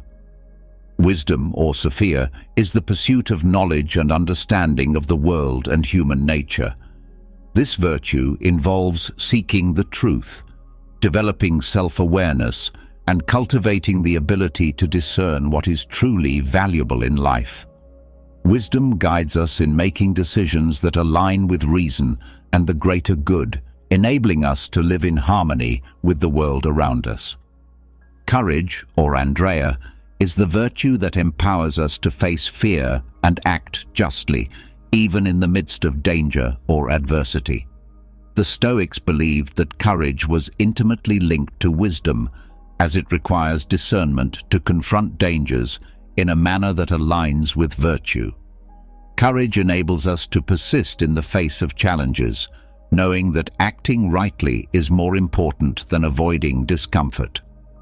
Justice, or dikaiosine, involves acting with fairness, impartiality, and respect for the rights of others. The Stoics viewed justice as a fundamental aspect of living virtuously and maintaining social harmony. It calls for an unwavering commitment to equality and respect for all people, ensuring that we contribute positively to the community and the world around us. Temperance, or sophrosine, is the control of desires and appetites, avoiding excess and indulgence. This virtue also extends to the regulation of emotions, allowing us to maintain inner peace and serenity in all situations. Temperance teaches us to exercise moderation and balance, ensuring that our passions and actions do not overwhelm us or lead us astray. The Stoics believed that the practice of virtue is a lifelong journey, one that requires continuous effort and self-reflection. No one is completely virtuous, but everyone has the capacity to improve these virtues throughout their life. Virtue, according to the Stoics, is the true source of happiness. By living according to these principles, we can find a profound sense of fulfillment and meaning, regardless of external circumstances. The practice of virtue also leads to self-sufficiency, both emotionally and spiritually. When we live virtuously, we no longer depend on external things like wealth, status, or approval to find joy and satisfaction. Instead, our happiness becomes self-contained, rooted in our inner character and ability to act in accordance with our values. Self-control and self-transformation are essential aspects of the Stoic path. The search for virtue requires us to recognize and learn from our imperfections and mistakes. By working constantly to improve ourselves, we can become better human beings, steadily progressing toward a life of greater meaning and significance. In essence, the practice of virtue is at the heart of Stoic philosophy, guiding us toward wisdom, courage, justice, and temperance. These virtues are not abstract ideals, but practical principles that can be applied daily to lead a life of ethical integrity and inner serenity, regardless of the external challenges we may face. The fourth Stoic principle focuses on the control of emotions, which is crucial for achieving serenity and virtue. According to Stoic teachings, emotions can be powerful and often lead us to act impulsively or irrationally. Therefore, mastering our emotions is essential for living a life aligned with virtue and wisdom. The first step in mastering our emotions is cultivating emotional self-awareness. This involves the ability to identify and understand our emotions as they arise. By recognizing when we are experiencing emotions such as anger, fear, sadness, or even euphoria, we can begin to assess them more objectively and avoid being overwhelmed by them. Once we recognize an emotion, the Stoics recommend creating emotional distance. Instead of allowing ourselves to be completely consumed by the emotion, we should take a step back and examine the situation more calmly and logically. This helps us respond with reason rather than reacting impulsively. Reason, the Stoics argue, should always prevail over emotion. Using rational thinking, we can evaluate whether an emotion, such as anger, is justified and whether acting on it is the appropriate response in a given situation. By doing so, we can ensure that our actions are guided by wisdom rather than driven by fleeting emotions. After evaluating our emotions, we must choose a response that aligns with virtuous principles. For example, instead of reacting impulsively with anger, we can choose to respond with calmness and understanding. This requires self-control and the ongoing practice of transforming negative emotions into constructive actions. For instance, instead of allowing fear to paralyze us, we can use it as motivation to take sensible precautions. The ultimate goal of emotional mastery is emotional equanimity, a state in which our emotions do not dominate us or cloud our judgment. This does not mean eliminating emotions altogether, but rather controlling them in such a way that they do not negatively influence our decisions and actions. We learn to navigate our emotions wisely, ensuring they remain in balance with our rational thinking. It is important to understand that the Stoics do not advocate for the complete suppression of emotions. Rather, they emphasize the wise and virtuous management of emotions. They recognize that emotions such as grief in response to loss or joy in celebration of success are natural aspects of the human experience. Mastering emotions is a continuous and challenging process, yet it is crucial for living a serene and ethical life. The Stoics believe that by controlling our emotions and choosing virtuous responses, we can live according to principles such as wisdom, justice, and courage, regardless of external circumstances. This allows us to achieve an inner state of peace, which is highly valued in Stoic philosophy. The fifth Stoic principle, which focuses on living in the present, is essential for mastering the mind and leading a more meaningful life. This principle encourages us to concentrate on the present moment, avoiding excessive rumination on the past or anxiety about the future. The Stoics teach that dwelling on past regrets is useless because we cannot change what has already happened. Instead of getting lost in remorse, we should learn from our mistakes and past experiences. This mindset frees us from the burden of the past and allows us to direct our efforts toward the present. Excessive worry about the future is another source of suffering. While it is wise to plan and prepare for the future, the Stoics acknowledge the inherent uncertainty of life and encourage us not to let anxiety about the future dominate our thoughts and actions. The Stoics urge us to appreciate the present moment because it is the only moment we truly have. They encourage us to fully embrace the present, enjoy the little things, and recognize the beauty of the world around us. This approach not only provides us with a sense of satisfaction, but also helps cultivate an attitude of gratitude. Focusing on the present also means dedicating ourselves entirely to the tasks at hand. This involves avoiding distractions and refraining from multitasking. By concentrating on the present, we can perform our activities more effectively and with greater appreciation for the moment. In Stoic philosophy, the present is the only time over which we have real control.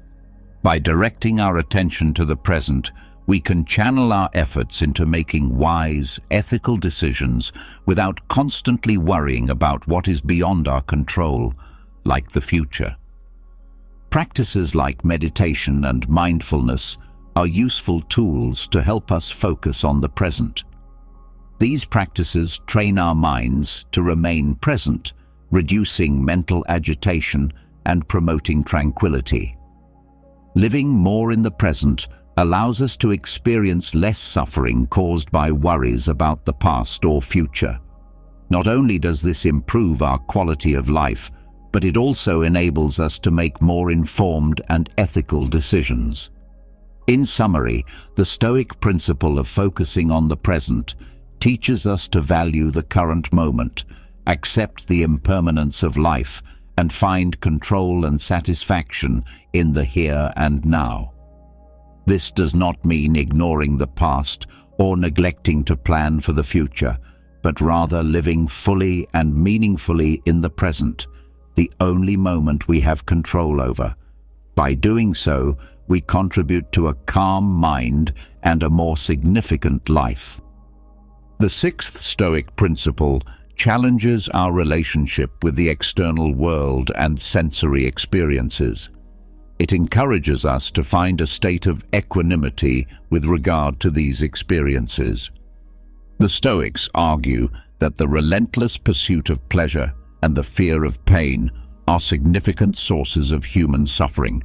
To achieve serenity and virtue, it is essential to adopt an attitude of healthy indifference toward these experiences.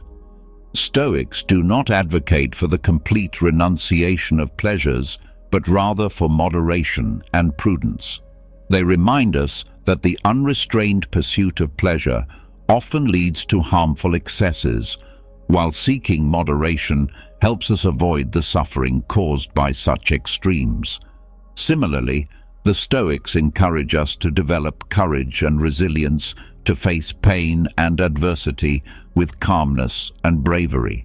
Rather than fearing pain, we should view it as an opportunity to grow and strengthen our minds. Stoic philosophy embraces the principle of indifference toward many external factors, meaning that things like wealth, social status, or material success are irrelevant to our virtue and happiness. This does not suggest that we should not enjoy the good things life has to offer, but rather that we should not base our happiness solely on these things, as they lie outside of our control. The Stoics advocate for emotional detachment, aiming to develop a healthy response to external circumstances. This means we should not allow ourselves to be controlled by our emotions in reaction to material gains or losses. Instead, we must cultivate inner peace that remains constant, regardless of the changes happening outside us. For the Stoics, the true source of contentment and happiness lies in the pursuit and practice of virtue. By prioritizing wisdom, courage, justice, and temperance in our lives, we can find a form of pleasure that is more lasting and meaningful than the fleeting pleasures of the senses. The practice of self-control is essential in this pursuit. The Stoics' indifference to pleasure and pain requires a high level of self-discipline. It involves not becoming a slave to our desires or allowing ourselves to be dominated by the fear of pain. By developing this self-control, we can make more rational and ethical decisions. In summary, the practice of indifference to both pleasures and pains is an essential component of Stoic philosophy. It teaches us to strike a healthy balance with sensory experiences and external factors. By doing so, we can avoid the excesses that often lead to suffering and instead find deeper contentment in the pursuit of virtue and self-transformation. This principle helps us live a more balanced and serene life. Now, let's explore the seventh and final Stoic principle: self-knowledge. Self-awareness is the cornerstone of Stoic philosophy, as well as many other philosophical and spiritual traditions. For the Stoics, understanding oneself is the crucial first step in mastering the mind and ultimately life itself. The Stoics encourage us to constantly examine ourselves. This means observing our thoughts, emotions, and actions objectively, as if looking in a mental mirror, recognizing our virtues, flaws, and tendencies. A key aspect of this self-assessment is identifying our desires and aversions. Often, we are dominated by irrational desires or unfounded fears that cause suffering. By identifying these, we can begin to question their validity and work toward controlling them. The Stoics also urge us to reflect on our values and the principles that truly matter to us. What do we seek in life? This type of reflection helps align our actions with our core values, promoting greater self-acceptance and constructive self-criticism. Self-knowledge also involves the ability to accept ourselves as we are, with all our imperfections. However, this acceptance does not mean complacency. It means acknowledging the areas in which we can improve and grow. The Stoics warn against self-deception, which is the tendency to justify our actions and rationalize harmful behaviors.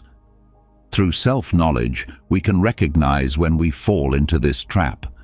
Self-knowledge is not an end in itself, but a means to achieve continuous self-improvement.